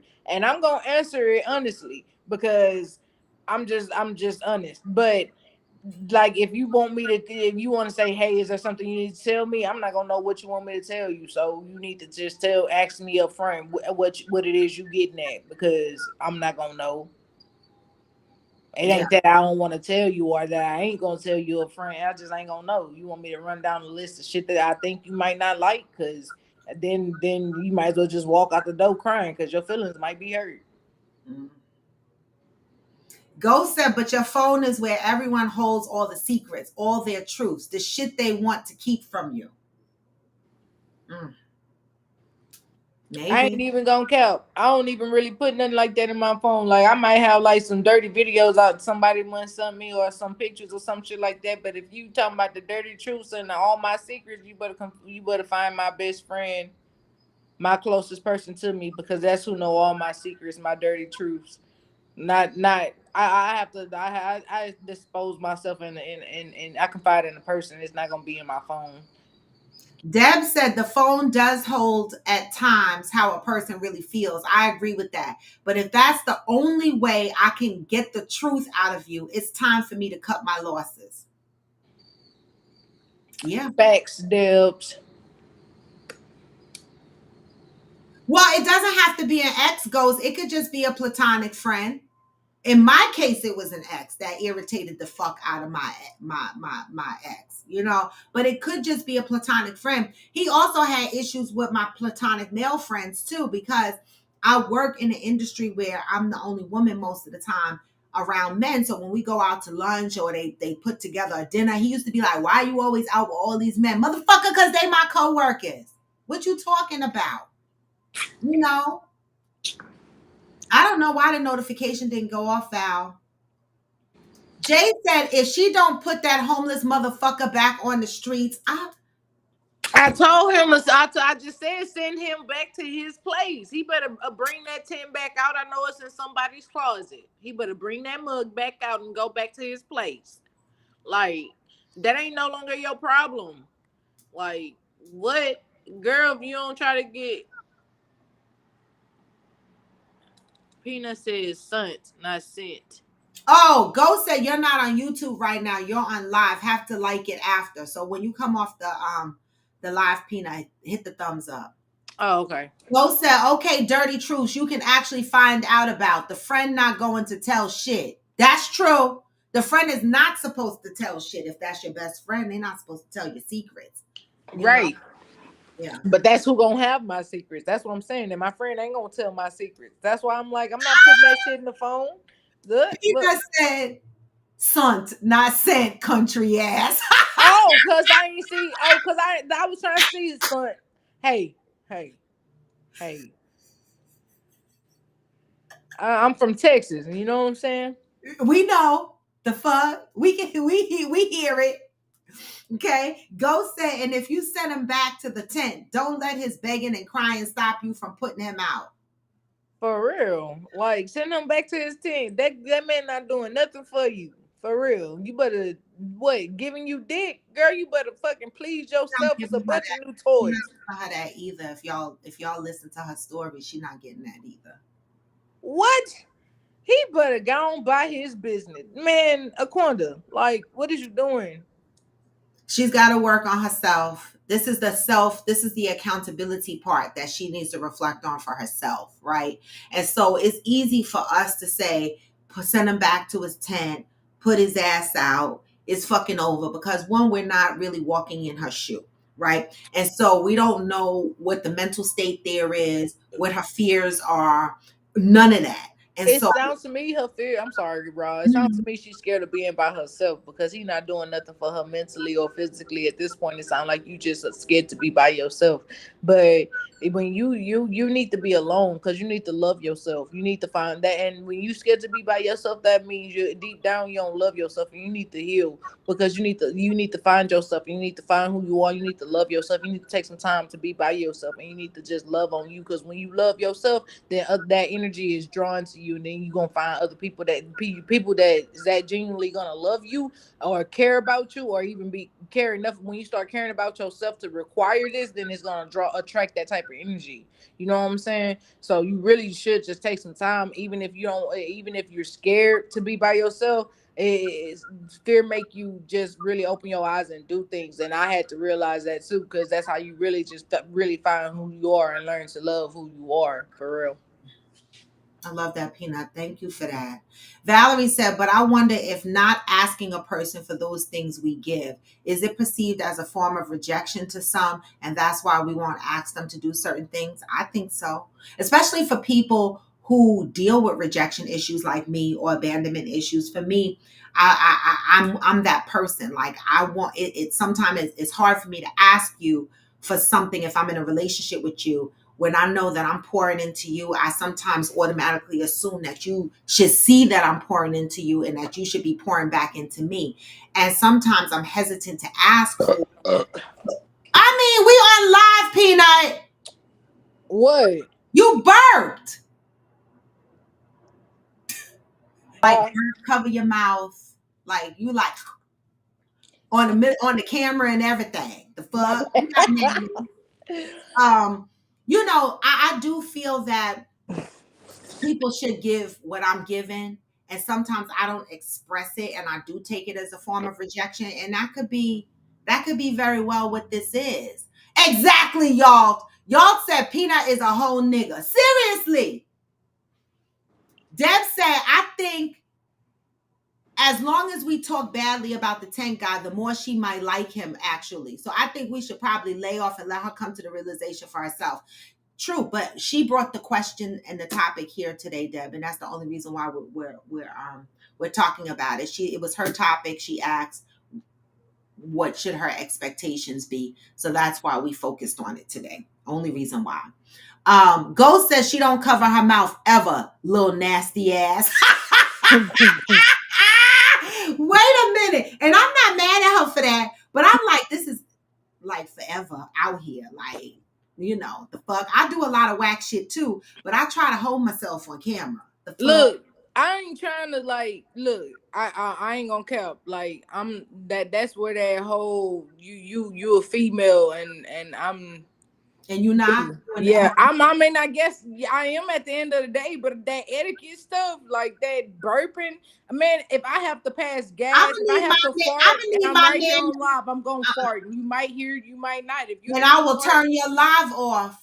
Because the fuck? Okay, because I'm going to need my man not to be farting out loud in public, or my significant other, whatever the fuck they are, man or woman, to be farting out in public and burping with their mouth open. I'm not in public. I'm at home in my garage. No, this is public forum. So this is like being in a fucking public, yo. All right. But that's why it's important to gather data in the beginning. If he don't reciprocate, keep it moving instead of waiting for them to change. Right. Yeah. A person not gonna change for you if you don't see that they putting that effort into the relationship. That's what you're gonna get. And some people send they you need to watch out people sending their representative because people be a representative all the time. Yep. But anyway, y'all, I have to end the show. I got a meeting that's gonna be that already started, and I'm a little late for it, so I gotta jump on that meeting. But thank you so much, Peanut, for jumping on and co-hosting this morning. As always, you come on here with some great advice. I appreciate you. Today is Friday. Thanks for having me, Ra. Yes, of course, anytime. I haven't been on. This week has been a hectic week. I'm telling y'all, between work and getting my hair done and life just be life. And I didn't even get to ride my Peloton all week except for this morning. I did jump on my Peloton this morning. This is why my head is wrapped up in this silk scarf, because my loctician said, you work out too much. I mean, she twisted the fuck out of these things. You would think I ain't have no hair as tight as she twisted these shits to try to keep them from puffing up too soon. Right? So with all the sweat and the working out that I got to do, this is going to be a journey. And so I was able to get on my bike this morning after not being on my bike all week. So I feel good about that. All right. Jay Williams said minus the burps. I love that. Exactly, Jay. It was nice having her minus the burps. Okay. Right, y'all. And y'all was going to say the same thing. Right. Thank you, y'all. I appreciate y'all. Have a good weekend. Couple of announcements. Listen, in October, I'm going to find myself in Florida hanging out with my mama. Feud of the 55 plus in the senior citizen building. Let me see what war zones are going on over there. I'll be there in October. And then November, I'm hopping my ass over to Texas. All right. As soon as I buy my ticket, I'm going to let Deb and Fancy K know. I need to start getting on the phone and building out that itinerary. Peanut, we need to start putting together the menu. Fuck whoever's allergic to shit, because we done asked the question a million times, so they can either eat or not.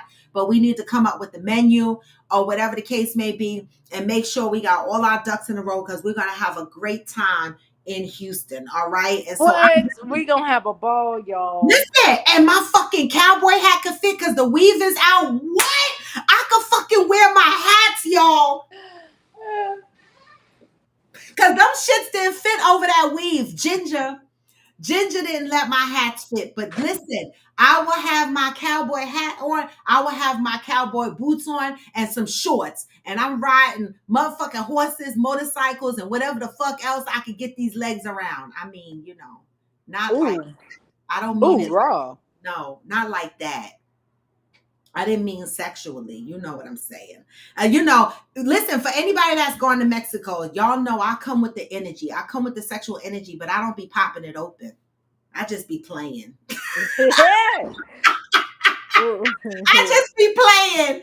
All right. So we're going to have a good time. So I said, I remember I dated someone who always kept their phone face down, but I knew she was a cheater. So I knew she was talking to other women.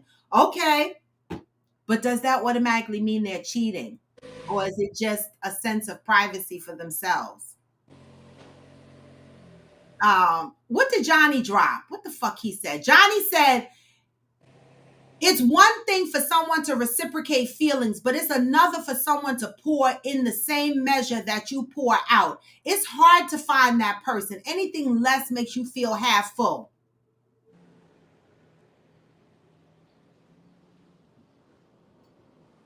Baby, that's a word. Thank you, Johnny, for that. That is a fucking word. Y'all said phone down, got something to hide. I know that's right. Phone down, got something to hide. I just feel like if you gotta feel like you gotta keep your phone down around me, don't be around me because I'm too open and to you ain't And got I'm not gonna take because I'm that, not just gonna pick up your phone, so you ain't got to worry about having it face down. Because even if but it like maybe it ain't got nothing to do with me. is that a person that maybe has experienced someone snooping through their phone, so now they're insecure?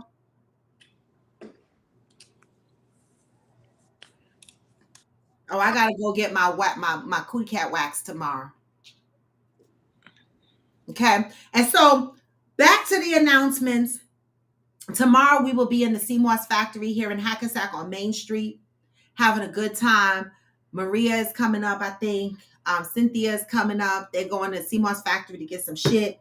And so we're supporting small businesses, engaging with our friends who have businesses and hopping around. And so we might go live from the CMOS factory tomorrow. Who knows? But, like I say, I try to support those who support me. All right. And so that's what I'm doing. Zen said something funny to me the other day. He was like, Robin, I don't know any podcasters that go visit people that support them. I said, well, that's what makes me special, right?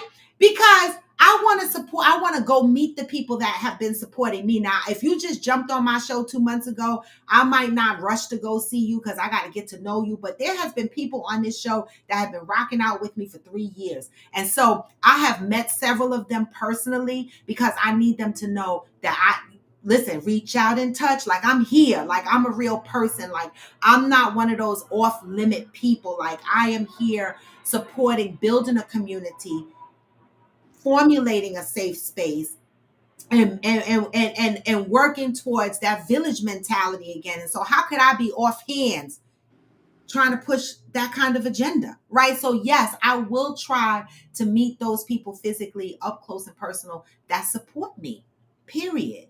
All right. And so that's it, and that's all. And Valerie, I have coworkers asking me when am I bringing my ass to Canada, and I told them that I'm going to be doing a hop in Buffalo. That's to hang with you, Valerie. But Valerie, I used to hang with her long before my show was even thought of. Hang with Valerie in Buffalo, and then we're going to end up in Toronto. And when I get there, there's other people that I work with because we have an office in Canada.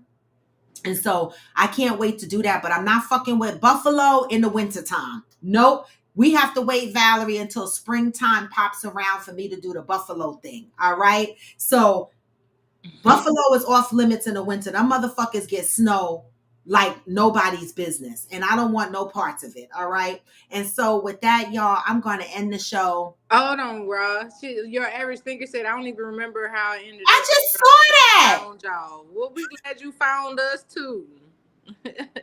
Y'all has been here for a little minute. I don't know how you found me either. It's so crazy because a lot of people on here that like Maria, I hang out with Maria all the time, and she found me on social media during the pandemic, right? And I told y'all before, she was the one who got me to come outside when I was scared to come outside when the world was opening up again. And so it's like what Cheryl said, people are placed in your life for a reason.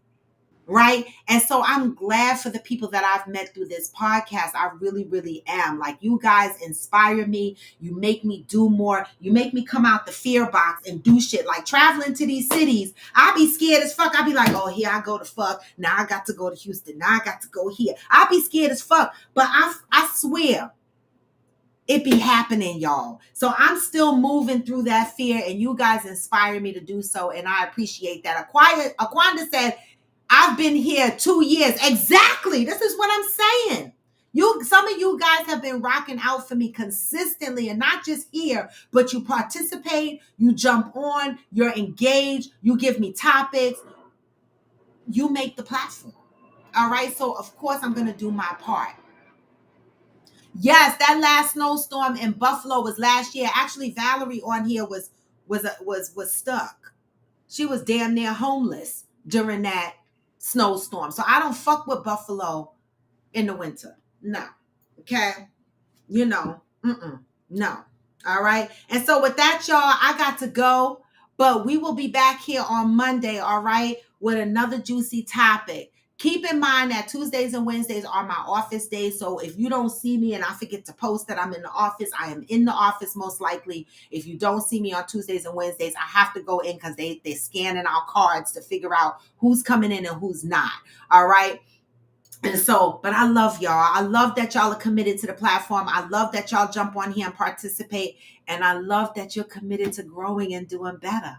I love that shit. All right. Let's keep working towards building a community because we are building something.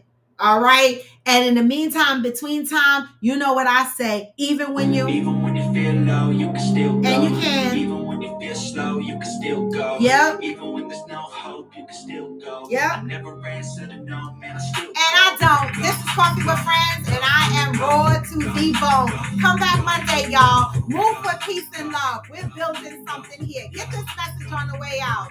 Hey, hustle hard. Hey,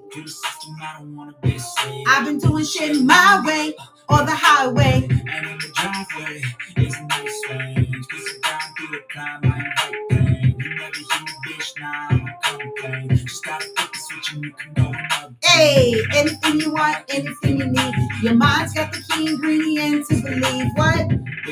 With the negativity. But I just gotta let it die. And I do, y'all.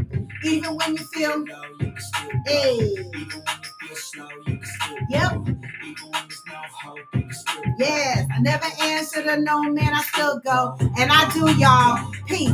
Come back Monday. Hey.